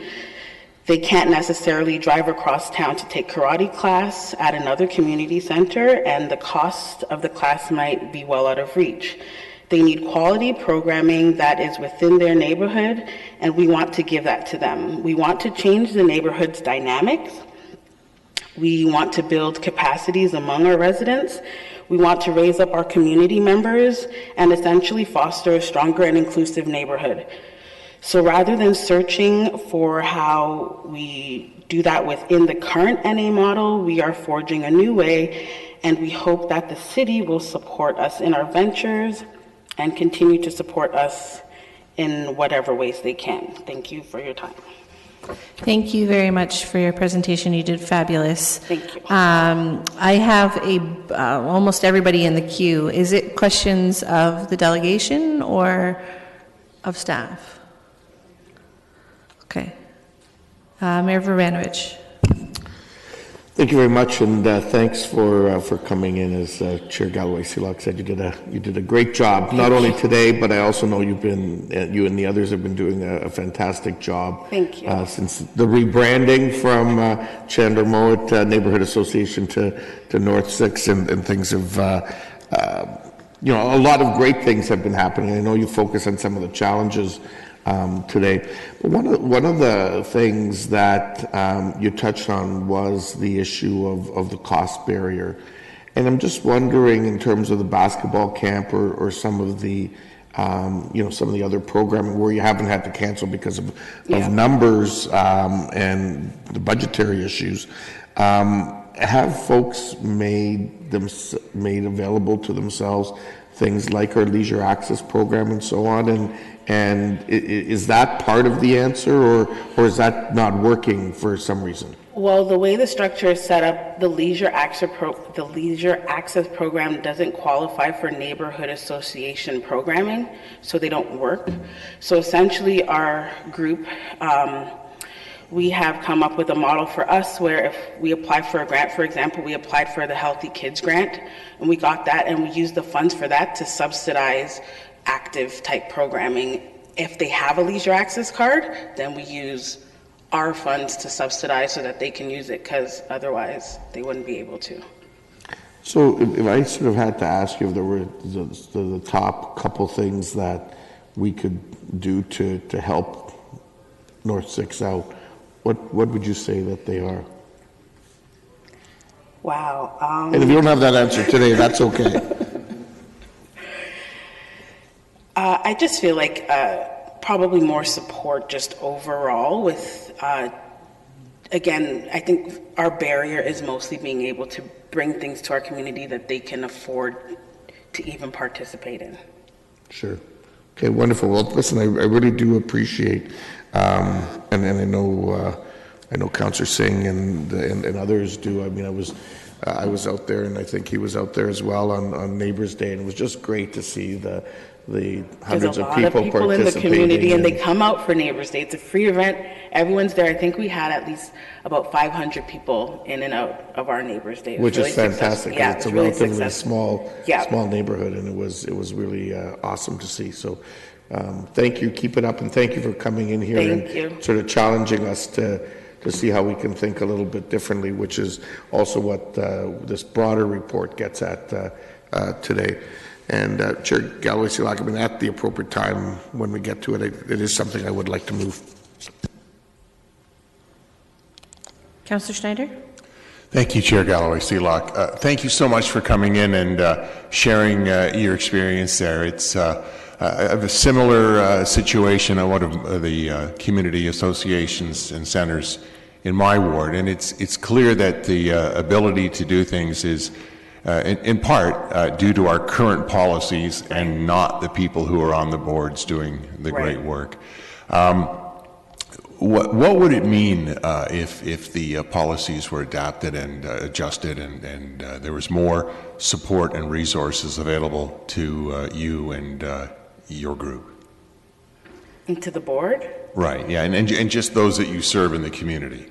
I think right now we are having a lot of struggles with some of our youth where unfortunately their parents aren't in a position to be able to offer them what we feel like they need to be the best and successful versions of themselves as they go from youth into adulthood. And so they kind of just like roam free, and they use the community center, even if they're not in a program, just to be. And so we would like to be able to take that time where they're not able to be home and they're kind of having to look out for themselves to offer them something so that they have something to be passionate about, have something to look forward to, and get them off the streets doing God knows what, and just, offer something to allow them to have more chances of success as a community member and be community minded and so on. So that's great.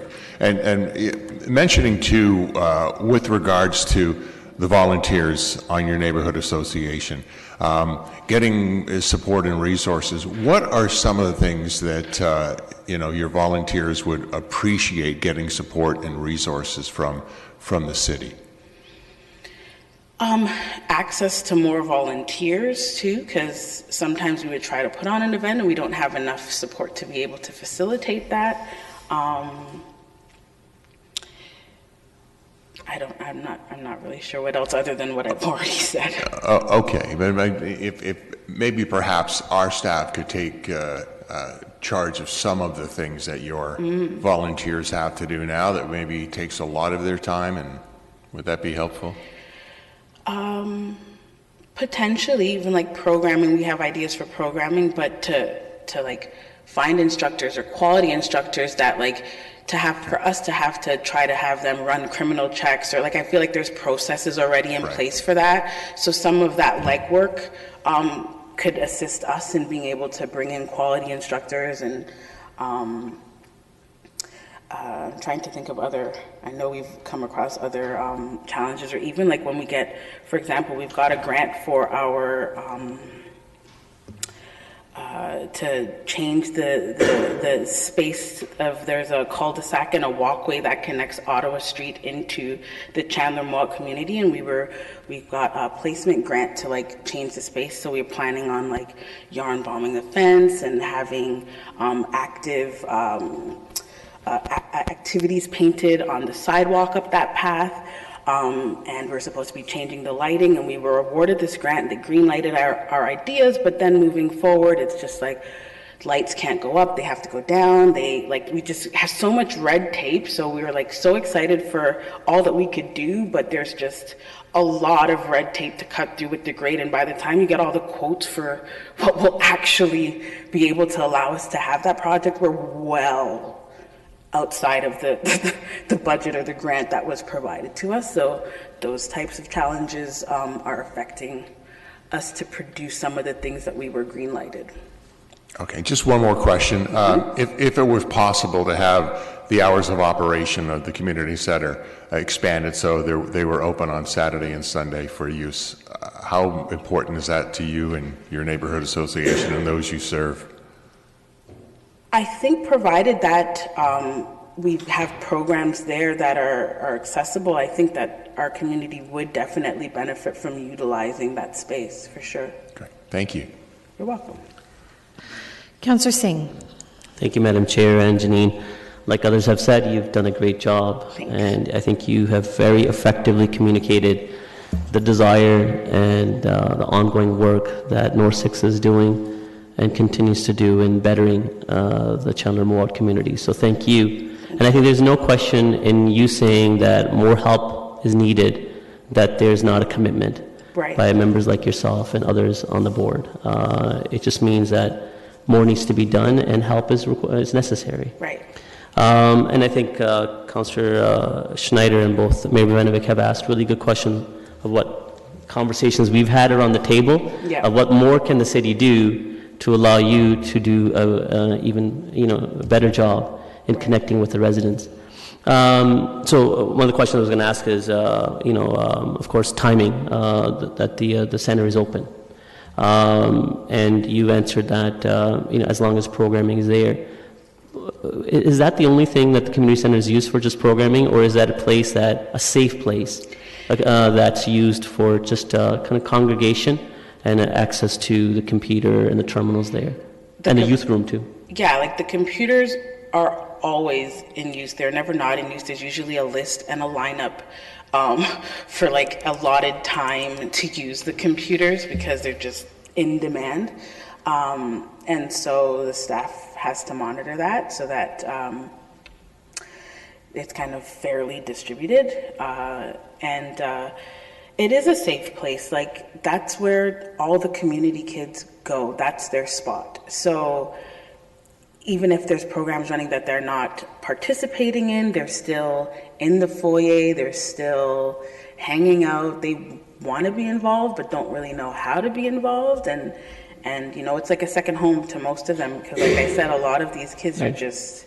I've heard that before. Yeah, like they don't go home until like after 9, and between right after school until 9 o'clock, they're on the community center grounds, whether it's in the parking lot or at the park or inside. Like, that's their safe place. So not all communities are the same. And Chandler Mohawk, so what I'm hearing is that the hours that the center is open, correct me if I'm wrong, right, should coincide with when the kids are off school and out and about. Sorry, it should or should? It should. Yes, it should. For sure, definitely. Okay. The other question was about programming. And to be honest, if I didn't have the privilege of representing the Chandler Mohawk community, I really wouldn't know the difficulties and associations such as North Six has in putting programs together and facilitating the funding. And so the costing, aside from just the programming and needing that manpower required to put those programs together, even the smallest fee ends up being a significant barrier. Even if it's like a $5 fee and you think everyone can afford $5, it's a deterrent. For whatever reason, they won't sign up. Okay. And Chandler Mode tends to be a community that it's more transient, and it's home to peoples from all over the world, but tends to be their first place. Right. Right. And so that's where the funding issue or economics comes to a problem. Absolutely, and most families aren't like one or two child families. It's, you know, multiple kids. So where you think, okay, a $40 or $20 fee might be okay for most families, when you have multiple children, it adds up. And if you're already on a fixed income and your leisure access card doesn't cover it, then you don't really have an option. And so when you guys brought that issue to me, I was surprised that the leisure access card couldn't fund programming in our community centers. I'm not sure, but it might be a surprise to others around the Horseshoe as well. But I knew that work was on its way, and hopefully this is something that could be captured. Right. But even though that a program such as that exists, does it still act as a barrier where language ends up being a problem, or understanding how to apply for the program is a hindrance? Or do you think that alone would solve the problem? I think there's definitely several different challenges. I know that language for some of the community members is an issue, like only the children speak English. So sometimes being able to articulate how to even apply for a leisure access card, or what subsidy or subsidizing a program means, is sometimes a challenge for them to communicate that to their parents. So support needs to be there. Yeah. Not just allowing it, but also help with making that application. Absolutely. Okay. All right, like good. even an example I have most recently is with our community garden. A lot of our current gardeners are immigrants who don't speak very little English. And I know we're supposed to have like an insurance policy put in place, but none of them can read English, so we can't have any of them sign liability to anything. And the language that they speak actually isn't converted to writing, so we can't even have it written in their language because their language you can't convert it, like I said. So we run into a lot of different barriers and challenges with being able to communicate sometimes with resources that we have that are offered and they're trying to use. So thank you, and this is good awareness for all of us. You're amazing, and North 6 is awesome, so thank you. And Mayor Vivanovic, I'm not sure, you said you had a motion that you wanted to bring forward as well. I have something in line to the leisure access card, but I'll allow you to bring forward, and if there's any change or something alternative, I'll bring at that point. Thank you. Councillor Davey? Thank you. Thank you so much for coming in today. I just had a question in terms of determining your programming. Do you come up with that entirely on your own, or is there support structures in place from the city? we come up with that on our own based on we'll have meetings with some of the kids, or we'll see what's successful in other community centers and try to mirror that or model that and offer that. We try soccer, we try dance, our most successful programs are Intro to Sign and our citizenship program. We started helping community members be able to understand and fill out the forms for even being able to apply for their citizenship. So those two are our most well attended. Other than that, we kind of try to see what's out there, put it out. It sticks or it doesn't. Most of them, like we say, don't really ever stick. So. Okay, no, I appreciate that. Actually, leads to my next question. You mentioned the funding's part of the problem as well, being able to pay for the programs. Do you think the level of awareness in the community of the programs are being offered is a barrier as well? Like advertising, that sort of thing? No, I think they're very much aware. It's very well advertised. And again, a lot of these people are in this space all day.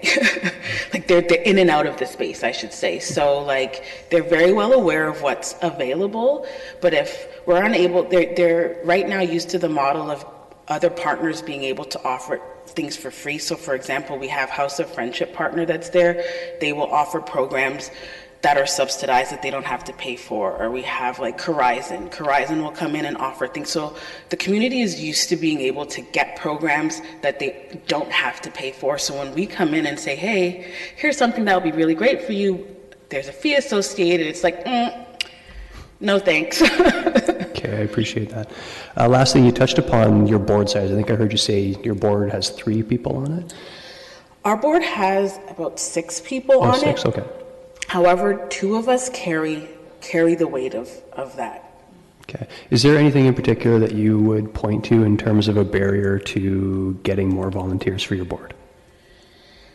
I don't put you on the spot. This is a problem we're all dealing with, and I was just wondering if you've heard anything anecdotally that people can't volunteer because of X reason. Right. We don't really get reasons why people don't volunteer. I mean, everyone's busy, so to speak, and have other obligations, raising their families, working, and so on. So it's a big commitment. I'm a mom of 8, and I do the best that I can to try to give my time outside of my family back to the community, because my kids are a part of the community too. So I would like someone to be able to, others to want to give back like I do, but that's not always the case. Okay, I really appreciate it. And just before I sign off here, I just wanted to mention your comments about the people waiting for computer use saddens me. And we're not necessarily going to deal with that here, but that's something that I think we absolutely need to deal with. So thank you for bringing that up. Thanks. Councillor Chapman? Yeah, hi. I really want to thank you for coming in today. I think most of the questions I had have already been answered, but I do have some questions to staff that I'll ask shortly. Thank you. Thank you. Councillor Johnston? Yes, thank you. Thank you so much for coming in today. It's really great to hear those grassroots stories, and I cannot imagine naming a community group a better name. North 6. Boy, you fit in. We should tell the Raptors about you guys. I think that's a we entitled our Raptors viewing party "We the North 6" Yeah, to bring them out. Exactly. Right? I know. Yeah, that's really perfect. So. Again, I really appreciate you coming in because I've been very involved with the Victoria Hills Neighborhood Association, which in many ways is very, very similar to you. Yeah. We also have a lineup of people of all ages waiting to use our computers all the time. We only have, I think we have 3. It could be only 2 that's in there, and that's very, very popular. We have all day long when we're open, we have children hanging out at the center.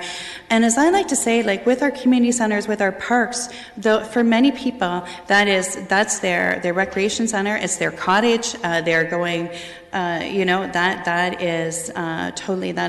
is their world. And thank you so much for being such an active member of the neighborhood association there. I know it's really difficult to get people to come out and volunteer. And a mom who has 8 kids, I cannot imagine how busy you are, and to add that to your life as well.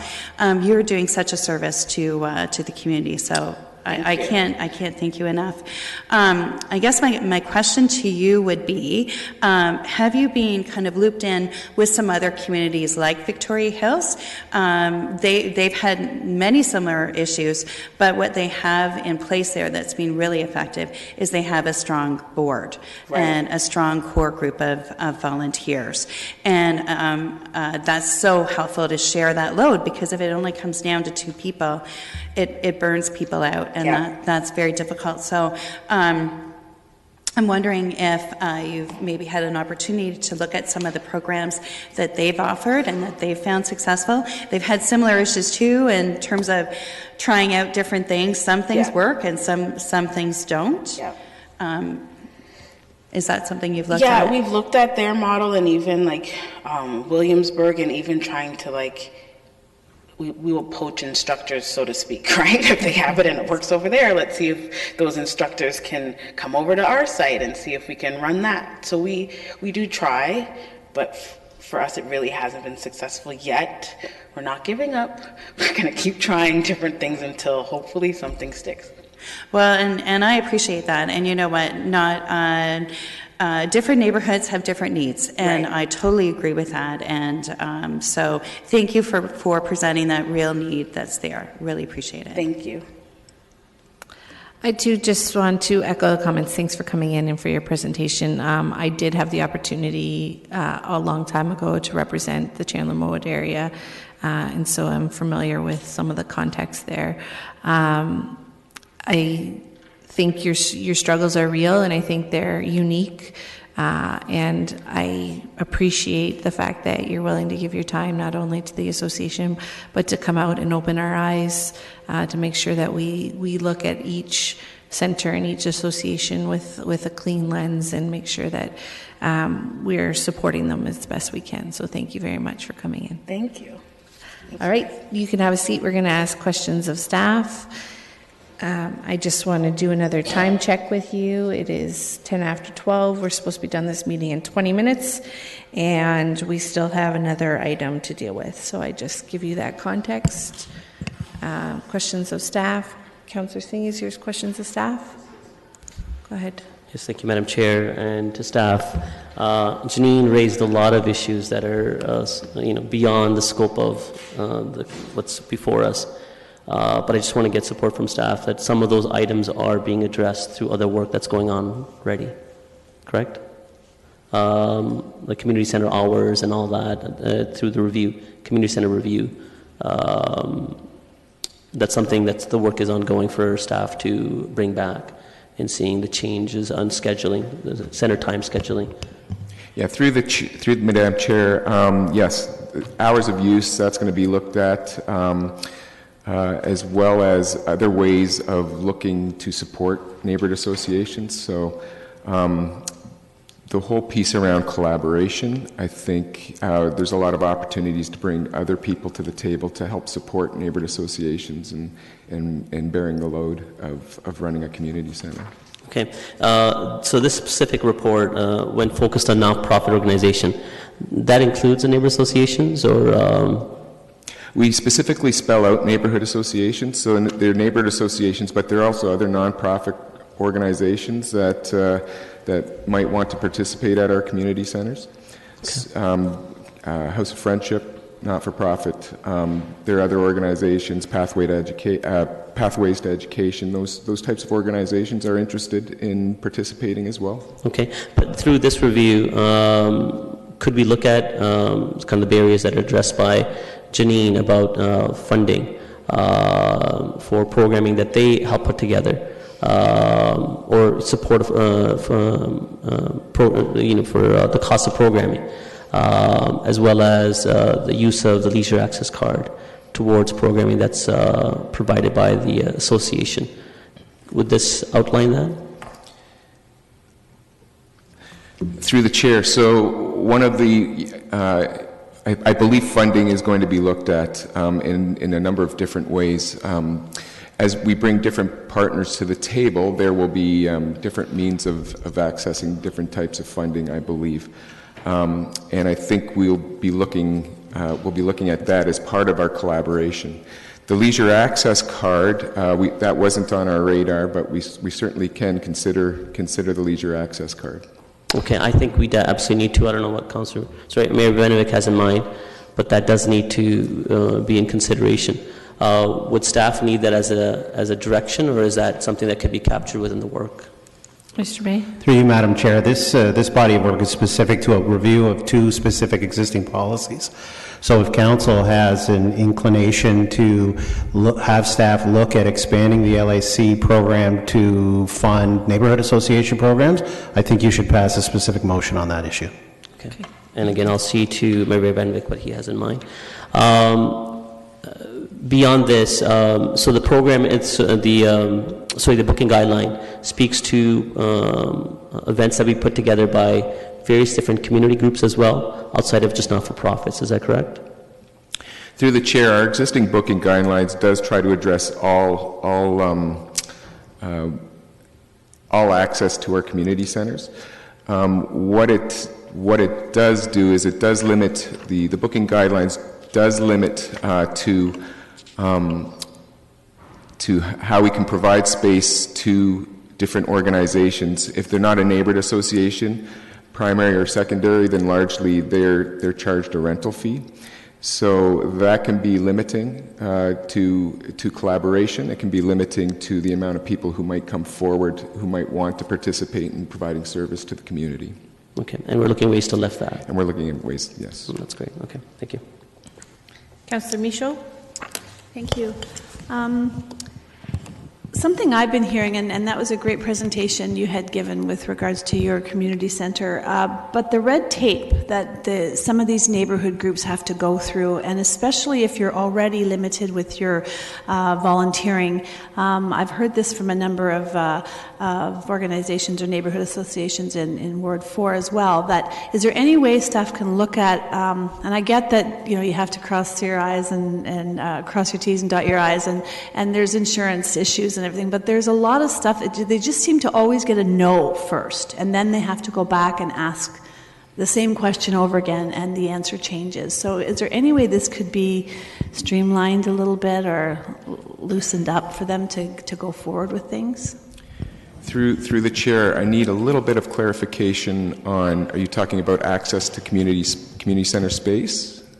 Is that what you're referring to? No, sorry, not center space. I'm probably off topic here, aren't I? Because that just came up and it just kind of came to my mind. I'm sorry. I probably am. Am I?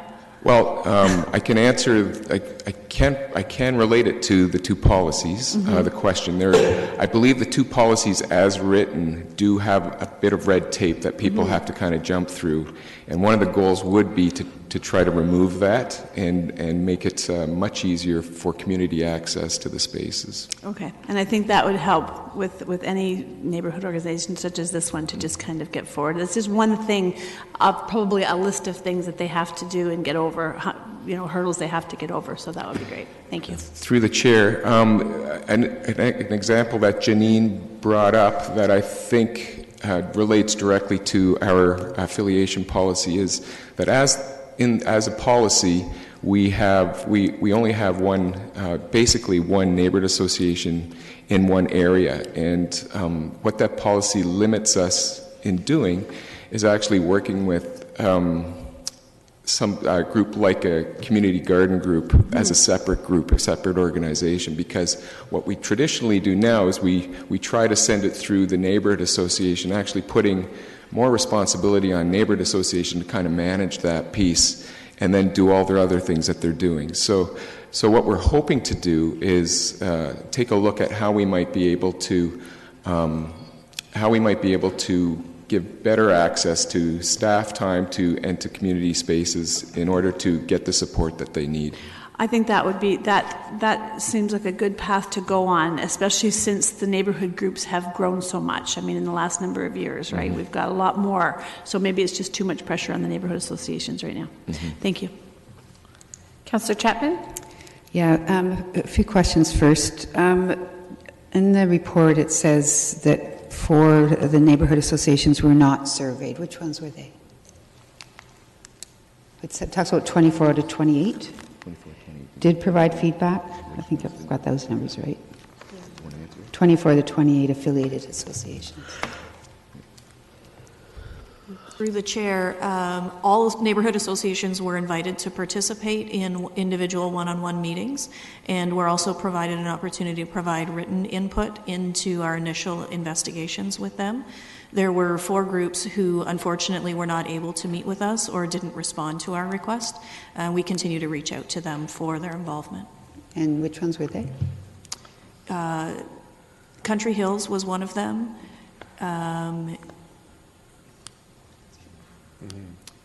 My apologies, I don't have the list in front of me. Okay, maybe you can get it for me later. Sure. My other question has to do with the community garden liability forms that were circulating. I thought those had been eliminated. Because what I understood it was requiring was that neighborhood associations or community garden groups had to sign this form that said that if there was a suit against somebody hurt themselves in the garden, that then the residents themselves would have to pay the deductible, which was $500. And I thought that had been rethought. Through the chair, I know that staff of the NDO have been working on. I'm not sure what the status of that is. What I can do is I can follow up and then get back to you with an answer. Okay, because that sounds like a huge deterrent for people that would like to have a community garden. And I'm sure there are not many cases that people are going to stub their toes and come after the city, and that, we could clearly take out that clause and, waive that form. My third question has to do with the youth programs in community centers. I sort of did a review of this earlier on in my term here, and it seemed to me that a lot of the programs that actually ran ended up being for children under the age of 12 and for adults or seniors. And there seems to be a huge gap across the board for what might be considered, the youth that are struggling to find their way in society. So my question to you is, are there youth-specific coordinators at community centers? And I'm not talking about the neighborhood associations, but that a youth coordinator that would just focus on that age group. We've got an opioid crisis in this city and across the region, across the country, but we need to find ways to engage youth that probably goes beyond the resources of a neighborhood association. So has that been thought about? Does that point person exist in every community center, or what are your thoughts on that? Through the chair, a point of clarification.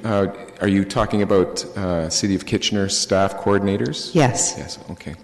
The answer to your question is we don't have youth coordinators at every one of our community centers. No, we don't have that.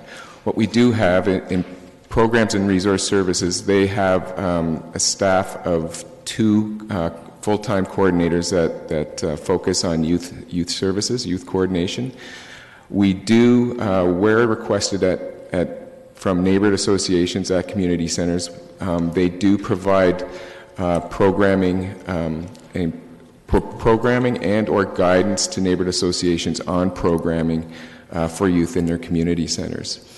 The youth coordinators do run youth drop-ins, our YDI program. So over the summertime, and at some locations during the school year, there are youth drop-in programs for youth in our community centers.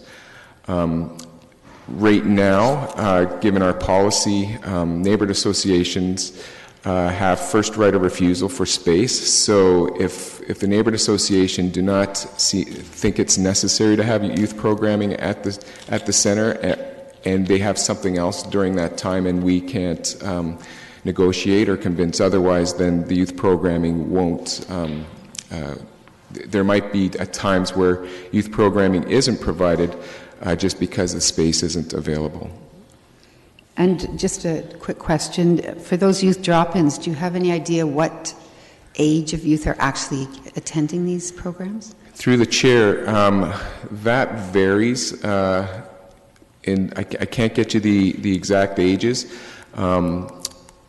They try to limit the very young youth interacting with those that are older. They try to break the programming up because of physical size sometimes and the activities that they're doing, and it's just a little more appropriate from a program stance. Okay, I have a few motions I want to table at some point. Okay, thank you. Mayor Verbanovich. Well, just, I don't have questions as much as the motion and speaking to it. Okay, I'll come back to you. Councillor Schneider, questions? Yes, thank you, Chair Galloway Seelock. I think one of the things that I took from Janine's presentation was the need for support. And while there's different community associations and community centers and the needs are different, do you feel that we're going to be able to maybe address equity of support throughout all our neighborhood associations? Some might need more, some a little less. So we're able to support someone like a Chandler Mode on some of the needs that they may have? Through the chair, in our initial preliminary work, it did come out that there seems to be inequities in the type of support that's being provided by the city to neighborhood associations. We're going to be when we talk about funding and support, we're hopefully going to be looking at what other people can be brought to the table. So that's the first thing. But the other thing we need to look at as well, I believe, is that the city has a network of 13 community centers. And so the other question is, and it's to Janine's point about programming and looking for ideas, what other way can we leverage programming and other support across the network of community centers? And so it's not each community center or each neighborhood association operating on their own. So that's something that we're interested in investigating as well. That's great. One of the things I think is important to get out there is when I read the report, this is not about the city taking over the community centers, but supporting. So what are ways that we can maybe get that message out there? So during our engagement, that's one of the key messages, is that it's not the city, it's not the city trying to take control away from the neighborhood associations. In fact, it's the other way around. We're trying to find ways to support neighborhood associations. We heard some of the trials and tribulations of neighborhood associations when you consider, from Janine's point of view, it's not having enough board members. From some of the bigger neighborhood associations, there's so many programs that they're struggling as well, and they feel this obligation of having to do everything on their own. So I believe that it's more sitting down and saying who else could come to the table and help support. To Councillor Chapman's point, we have program youth coordinators in programs and resource services who have expertise in youth programming. They can be brought to the table, and we could use their expertise. There are other groups in the community who want access to the community center and community spaces, faith groups as well. They would like to come to the table to provide support to the community. So I believe what it is, it's now starting to bring more people around the table to collaborate with and to talk about what the needs of the community are and filling those needs together. Okay, and just one thing I'm hoping that can come out of this is some form of revenue sharing between the community centers and community associations. We heard from Janine that the cost, a $40 cost in that community center is quite high. In others, it may not be, but the ability to maybe have each neighborhood association, each community center be able to assist each other in providing the same level of programming throughout the city would be great. So hopefully that can be a part of it. Thank you. Councillor Marsh? Yeah, just further to Councillor Schneider's question, does staff need direction from council to make that another part of your policy review objectives that are listed on 7.3? Because I don't see equity in there yet, and I guess I would be quite happy to move a motion to add that element as a fourth policy goal if needed, or is it just assumed? Through the chair, for staff, I believe it is a guiding point. We didn't directly put it in the staff report, but it is something that's guiding the work we're doing. We're interested in having more diverse type programming in our community centers as well, and ensuring that that neighborhood associations, recognizing that neighborhood associations have different needs and that we're working to figure out how we can meet the unique needs of each of the neighborhood associations.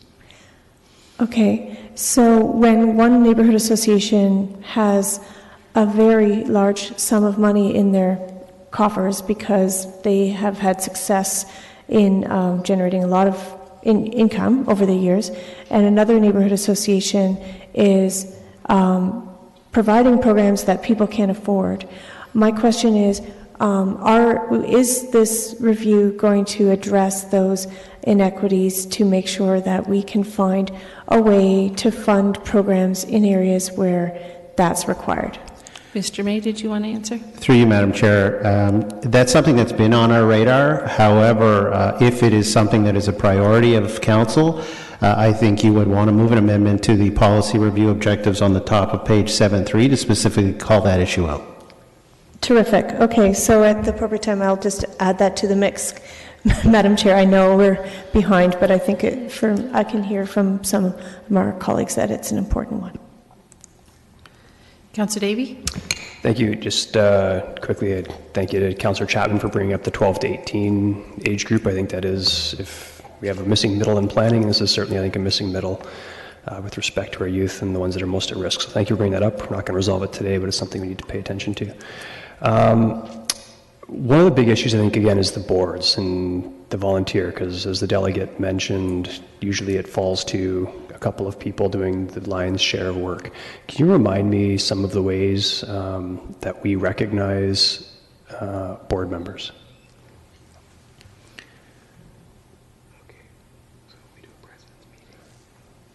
I know we have the annual volunteer recognition and that sort of thing, but... Yeah, through the chair, I don't know if I'll get them all, but we do host, for presidents, we have been hosting a president's dinner where staff meet with presidents and talk about issues or things that are coming down. We've got the Good Neighbors Summit that neighborhood associations are invited to. Individually, staff at community centers do recognize neighborhood association in various ways. Is there anything else?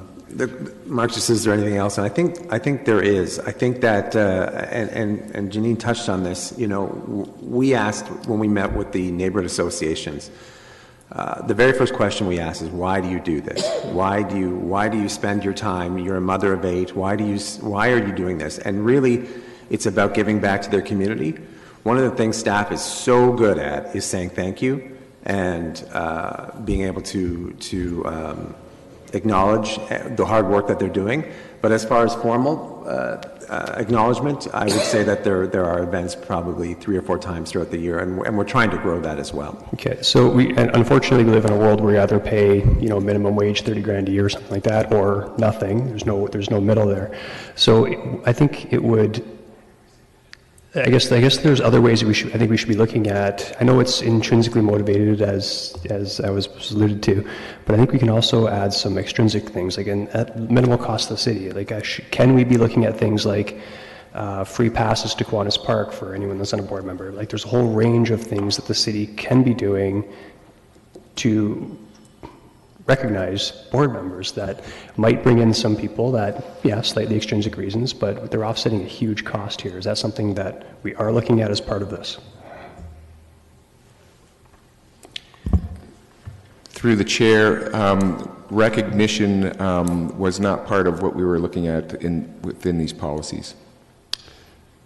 Okay, since we're adding a catalog list of items, I would certainly add that as well. And I'm not going to comment on it again, except to say that the work these volunteers do, we could never afford to replicate. So anything we can do to support the ones that are there and draw in new ones at a minimal cost saves us an absolute bomb of money. So I would add that staff be directed to look at ways to incentivize people signing up for neighborhood associations.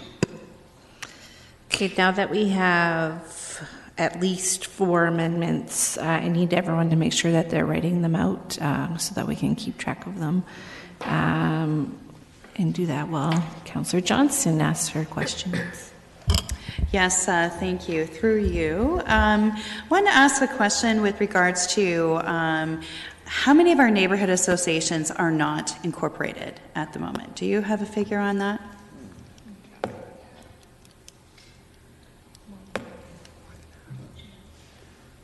Through the chair, we don't have the exact number, but we're on around half of them are incorporated. The reason why I ask that is when I joined the Victoria Hills Neighborhood Association a few years ago, I realized that they did not have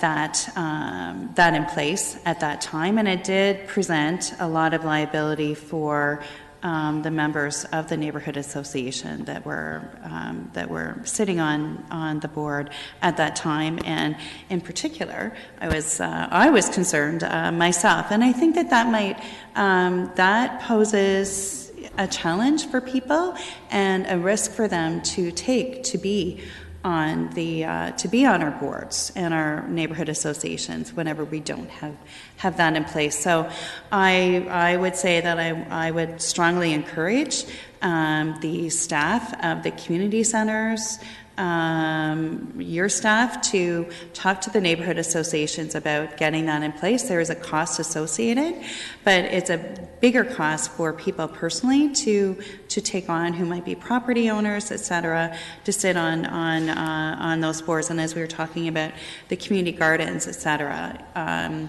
the liability that we're asking our volunteers to take on, I think, is significant and really not a fair thing for us to do. So definitely, maybe you want to comment on that.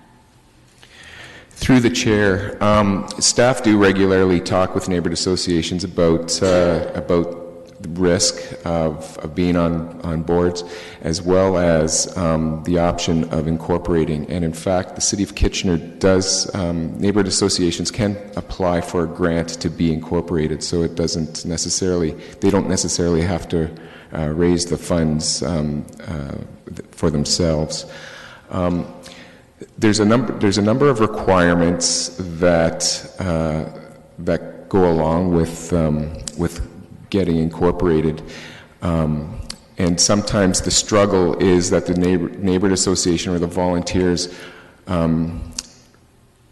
struggle with the amount of administrative work that needs to be done in order to incorporate, and then in order to keep that incorporation up and to keep in order to stay incorporated, that becomes a bit of an issue as well. And it's been mentioned, it was mentioned in the report, what we're finding with volunteers as well is that a lot of volunteers aren't interested in participating on boards anymore. They prefer a short-term, episodic type of volunteering.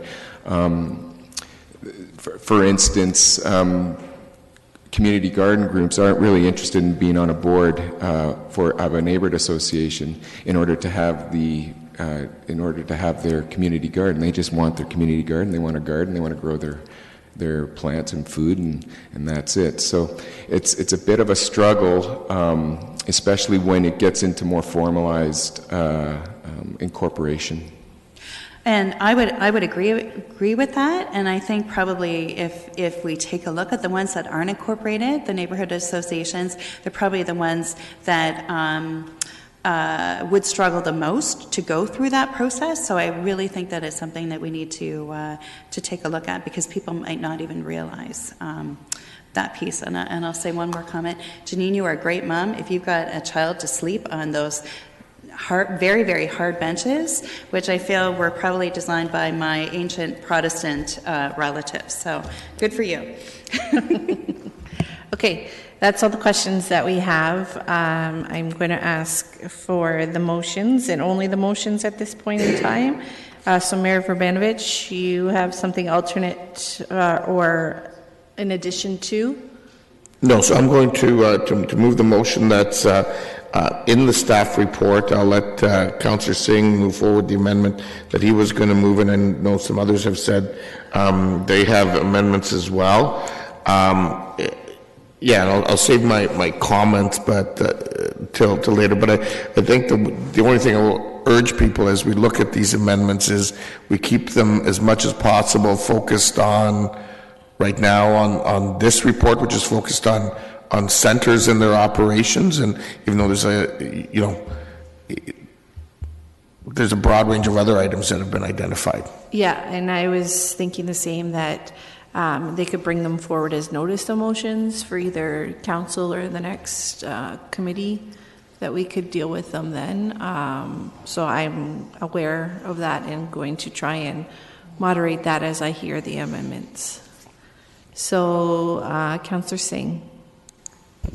Yeah, so thank you to Mayor Venovic. I think we were in line with what we had in mind with the in respect to the leisure access card in having greater flexibility. So that's the motion. Okay, that motion is not Or amendment. specific to today's, but I would recommend that you bring that forward as a notice of motion. Okay. That we can send that off for council, I guess. That's fine. Do we need to vote on a notice of motion? No. No. So that'll come on our council package. Up next is Councillor Chapman. Yeah, I don't know if mine are motion. I don't know if mine fit or not, but my first motion would be that staff explore a pilot project that would turn one of the community centres into free space.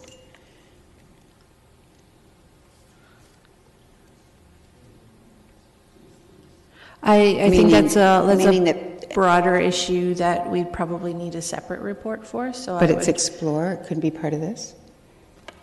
I would look to staff, but I would suggest that be a notice of motion or a direction to ask staff to report back. Can I just clarify by free space what I mean? So that Yep. programs that are run by neighborhood associations, there would not be a fee for it, so that they wouldn't have to charge their participants, and that it would also be open for non-neighborhood associations, but community groups. And I'm saying a pilot project at this stage, that we would open one of the community centres to be that place. And I'm not saying which one, but to see if that sort of model helps us address some of the issues that we are faced with in certain age groups. Mr. May? Through you, Madam Chair, that is a really fundamental change in how our 13 community centers operate. We want to move in that direction, but we currently have the two policies in front of us that would not allow us to do that. And so I just want to be clear what a massive change that would be. I can't even right now estimate how long it would take for staff to scope that work out. So I don't think it's a specific amendment to the policy review before you. You don't think it's amendment. You think it's contrary? Is that what you're... Sorry. Through you, Madam Chair, it's not that it's contrary. In fact, the review that's before you now is about trying to modernize our policies to allow for some of this work. It's a fundamental change in how our community centers operate. That's all I'll say. I can't even fathom that change right now. Okay, and your second amendment? Or Well, I don't think this fits. It's more that I would like to suggest that 2 more youth coordinators be hired to actively engage neighborhood associations and community center staff to boost programs in the 12 to 18-year category. But that probably doesn't fit with the review process itself. No, that might be a motion that you could bring forward, like give notice of motion, but it would probably be more that staff report back on the potential of hiring so that we have a report in front of us, we can make the decision, and it probably would have to come through budget as well. And how long does this report take? Like, are there timelines for it? It depends, because we've got the business plan, so staff have allotted a lot of their time, so this might be something that needs to come through the business planning process. But Mr. May, I look to you. Through you, Madam Chair, I think that there would be a budget issue paper issue. What I'll say is that even if we had staff who could create more programs, right now these 2 policies get in the way of offering programs. These 2 policies do not allow us space in the community centers. So we could hire 2 people, but we still won't be able to get the space in our community centers. So that's why we want to get this review done, free up our ability to access space. And then we're lockstep and key with what Councillor Chapman has said. When issues like the opioid crisis comes up, we want to have better access to use our community centers to offer those programs. But first we need to change these policies. So maybe I just suggest that you park the issues for now and that we can come back to them, or you could give notice of motion, or... I can park them as long as staff doesn't park them. you can bring them back at any given time, so just keep them on your radar. and Councillor Davey. So I'm happy to defer to your discretion, Madam Chair, but whether it's germane or not to the issue before us, but my motion is that staff be directed to explore new ways to recognize and incentivize neighborhood board membership. And I just put as an example free passes. I think we can deal with that one today. Unless there's...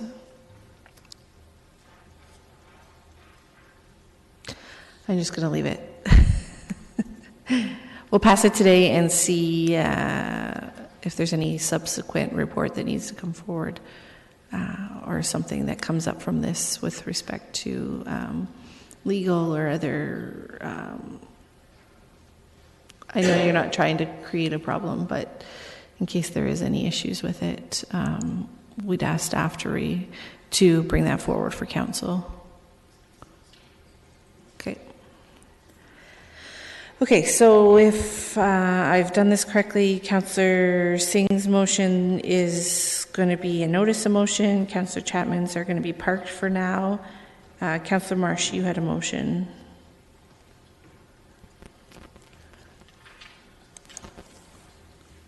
Yeah, just that the following objective be added to the policy review objectives, which are outlined on 7.3. Refreshing our partnership arrangements with neighborhood associations with a goal to make these partnerships more consistent and equitable across the city. So that's with respect to revenue sharing, is that? Yes. And that was... But I don't want to be prescriptive about revenue sharing. I just want to find ways to make it more equitable. And so that was under the policy review objectives? Yeah. Okay. Also, I just want to ask for a point of clarification. Sure.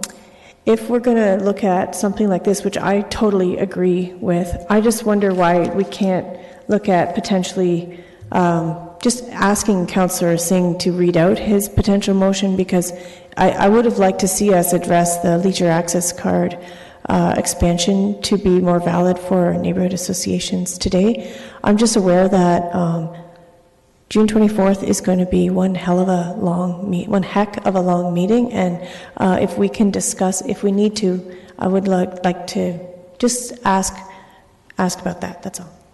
I just don't think it fits within the realm of the neighborhood association policy. It's more of a funding decision based on, it's not really to do with facilities or with the neighborhood affiliation policy, and so I don't see it as being something that we can pass today. And so notice of motion gives people an opportunity to come forward on next Monday if they want to with that respect, or Councillor Singh could defer it until until we meet again in August or September if we think that there needs more dialogue to it. So, sure. So just to quickly read it out, and I think it's in conjunction with what Mayor Verbanovic had in mind. It's as written, whereas in the City of Kitchener we rely on partnerships with our neighborhood associations and community volunteers in the running of many of the programs in our facilities. In addition to the community center review already being done by staff, the staff add a component which will review the leisure access card program to explore the extension of the subsidy program to programs run by neighborhood associations and possibly other community partners within our community centers. So it's to do in line with the community center review. So my question is, when is that review coming back? So I don't want to wait till August if that report is going to be... Well, that report's not coming before August because we're at the end right now. Right? It wouldn't come before August, but much of the work may have been already completed. So when we're planning, staff planning on bringing that report back? Does anyone know when the community center report is coming back? Through the chair, anticipated in October. Okay. And so if this were to delay this to the August meeting, would this still give staff enough time to add this component?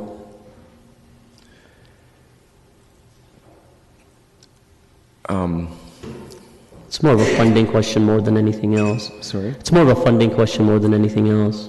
Right. Through through the chair, I believe that we would be through. We would be able to use it in our engagement if we need to in September, I believe. My only concern is that this may be missed out, but if staff feel comfortable that this could be incorporated as part of the review and part of the consultation. But we can give that direction next Monday with your notice of motion. I guess that's where I'm trying to, that staff be directed to include it in the community center review, then the notice. Exactly, so it could, yeah, so I think it's a simple thing that could be added as part of the council meeting. Yeah. Right. So I'm fine with that. Okay. Yeah. Councillor Davey, I'm going to retract, and we're going to deal with yours as a notice of motion as well.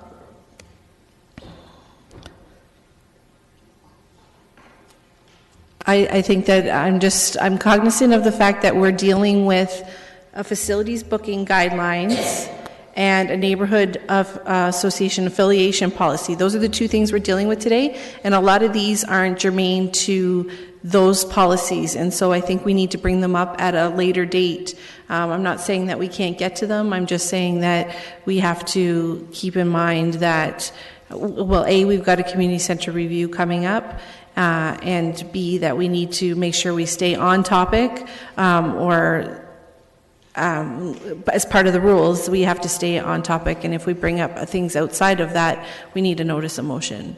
Mr. May. Through you, Madam Chair, just to make the point that if you connect the LAC expansion to this community center review, which I don't believe is connected, you may actually hurt your chances of getting it into the budget for next year. So I think Councillor Singh is trying to have us look at expanding the LAC program to cover neighborhood association programs.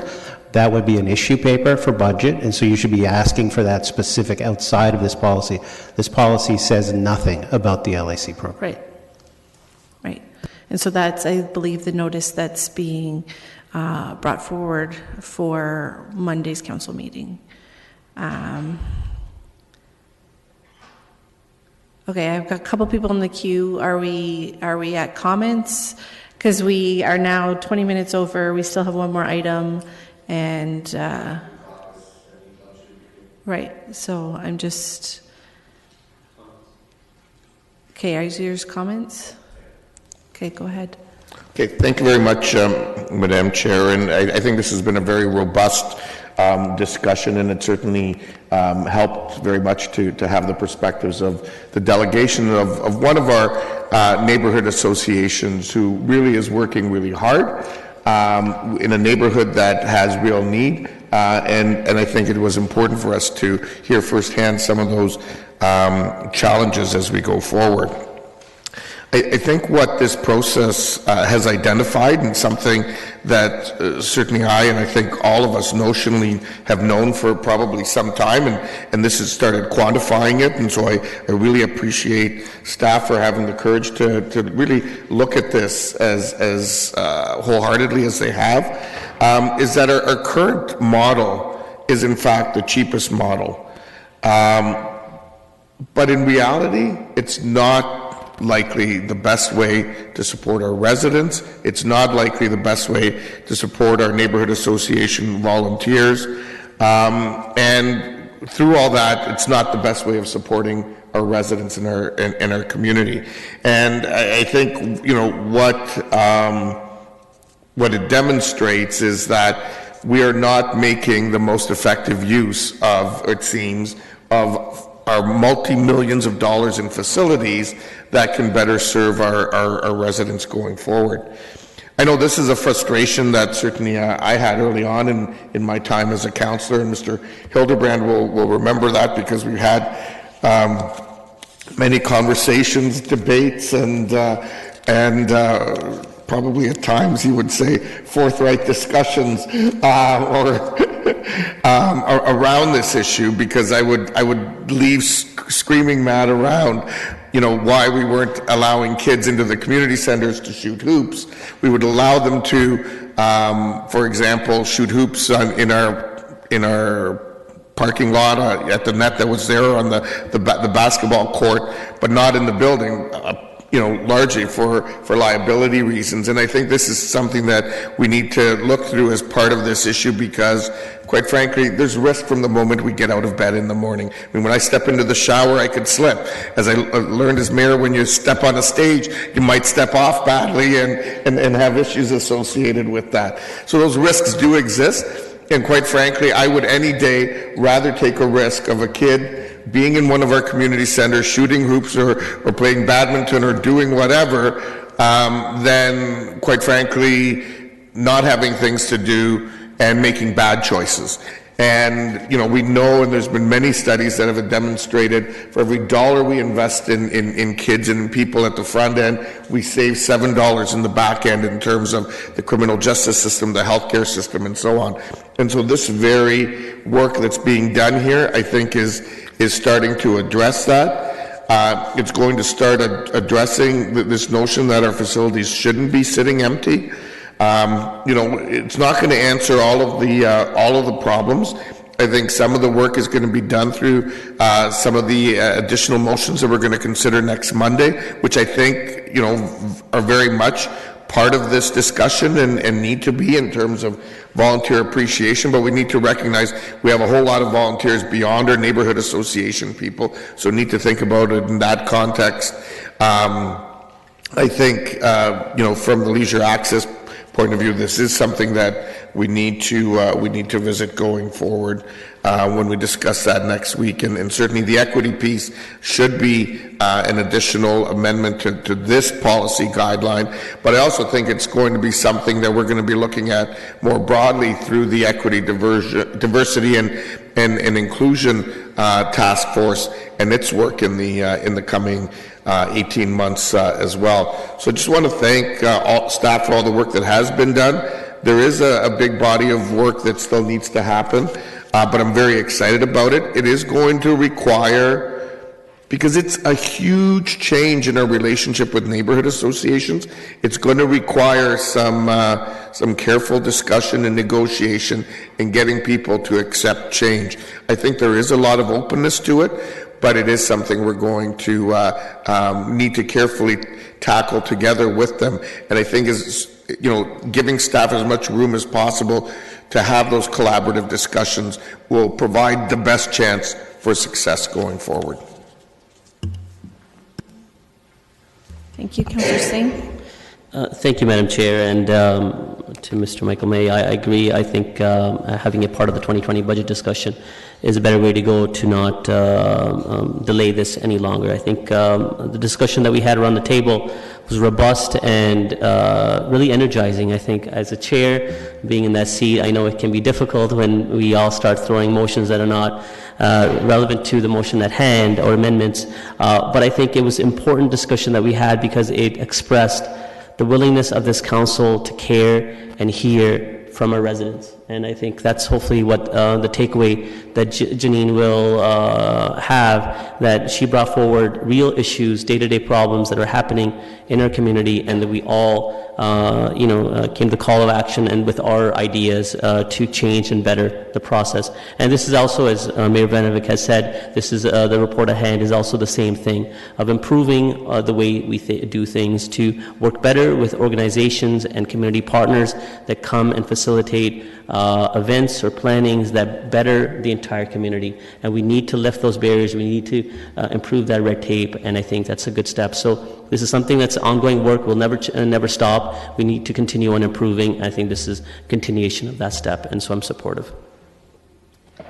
Okay, quickly, I'll just say I support the recommendations, and I appreciate staff's hard work on this, and I think we need to keep moving forward in this direction. So with that, we have Councillor Marsh's amendment that we need to deal with first. Councillor Marsh, are you?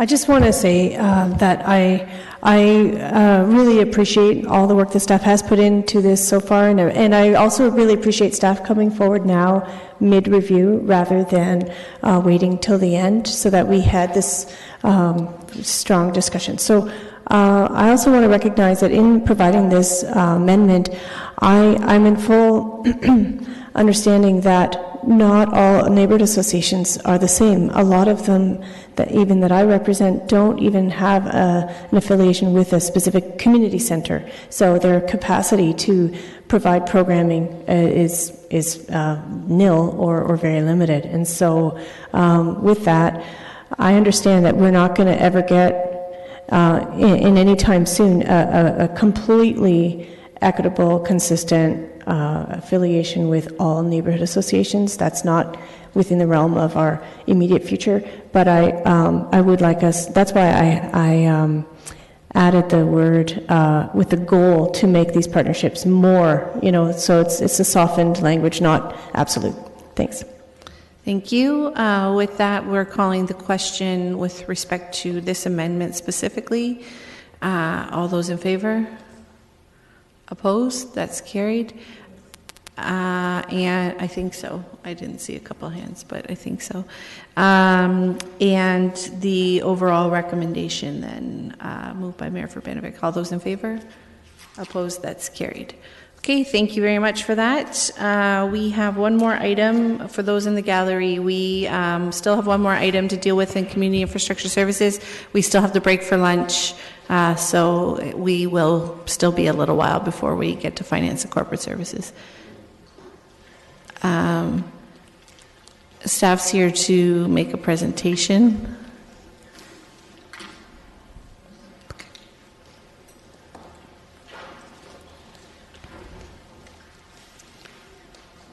So Eric's making the presentation? Perfect.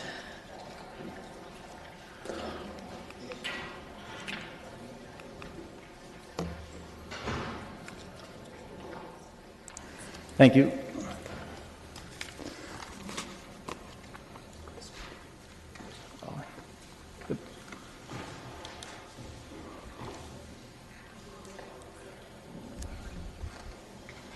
Okay. Good afternoon, members of council. We're here today to talk about fence regulations on corner lots. So a short time ago, council directed staff to review the regulations for fences on corner lots. Specifically, the direction was to research regulations from other municipalities and compare with our own. So it's one provision in particular. If you look at the screen, there's the current fence regulations for fences on corner lots. It includes a provision that requires a fence to be set back 5 feet from the property line in a side yard that abuts a street on a corner lot. The intent is to create a more attractive streetscape. However, it's causing issues with residents at corner lots who are frustrated that the regulations are too difficult to understand and are too restrictive, and they end up losing a large portion of their yard. So if I can explain it in simple terms, if you live on a corner lot property, a lot of the time your amenity space is in the side yard because you don't have the same rear yard that an interior lot enjoys. So if you do want a fence in your yard and you want some privacy, a 6-foot fence is what most people choose to do for privacy, and you would have to set that back 5 feet from your property line, which is varying distances from the sidewalk in different neighborhoods and within different subdivisions. So in comparison to other municipalities researched, including Cambridge, Waterloo, and Guelph, as well as London, do not have a similar provision in their fence bylaw, which means that residents are able to erect a 6-foot high fence directly on their property line. So a lot of the current development trends in newer subdivisions are that houses are built to the minimum setback and lot sizes are built to the minimum lot size. So if you look up at the screen, this is an example of a corner lot in a very new subdivision in Kitchener, which was built to the minimum, 4.5 meters, which is about 15 feet in the side yard. And our current fence regulations would ask that a fence would have to be 5 feet back from the property line, which encompasses a third of that corner lot resident's yard. Now, like I said before, the distance of the property line can vary from the distance to the sidewalk, and our regulations are from the property line. So oftentimes you get a situation where your property line is already, say, 5 to 10 feet back from the sidewalk. Our regulation requires an additional 5 feet from that property line, which really provides constraints for people sometimes. So although a 3-foot fence is permitted to be on the lot line, that height of fence is not effective in keeping pets and children safe or achieving privacy. So during our review, we also completed some engagement with the community. So the first one was an online survey that was used with our new Bang the Table Engage Kitchener platform. It was promoted through the city's social media networks, and we received around 150 responses.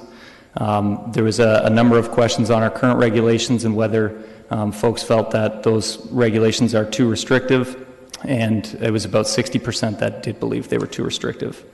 So in addition to that, we also did a targeted mail out to corner lot property owners specifically, or corner lot property residents. So 50 properties in each ward for a total of 500 were sent a mail out. We received 52 responses, and it was about the same results, that around 55 to 60% also believed that those regulations are too restrictive. So in conclusion, the other municipalities researched do not have this provision. We believe that amending the bylaw to align with other municipalities will make it simpler for corner lot residents to fence their yard, and will will improve the ease of use and ease of access for people to understand the bylaw. And just one final note, all the regulations that are pertaining to safety and visibility, so for cyclists, motorists, and pedestrians, everything that encompasses a driveway visibility triangle or a corner visibility triangle are to remain unchanged. The regulation that is at hand today is just strictly about aesthetics. Thank you. No, thank you for bringing this forward. Councillor Schneider. Thank you, Chair Galloway Seelock. I have no questions. I just have a lot of thanks to staff for putting this together, because I did have some issues with this in my ward, and I know I'm going to have some happy corner lot owners with this. It makes a lot of sense, and as you said, you're taking care of all the other issues with visibility triangles and all, and at the appropriate time, I'd like to move this. It's the appropriate time. Okay, I will move this. Nope. And quickly, I just want to say that I was fighting this battle for many years, and I'm happy to see this here. I think it makes a lot of sense. So thank you very much for that. There's no further questions or comments. So, all in favor? Opposed? That's carried. Thank you very much. Thank you. And that concludes, what are we dealing with? Community Infrastructure Services.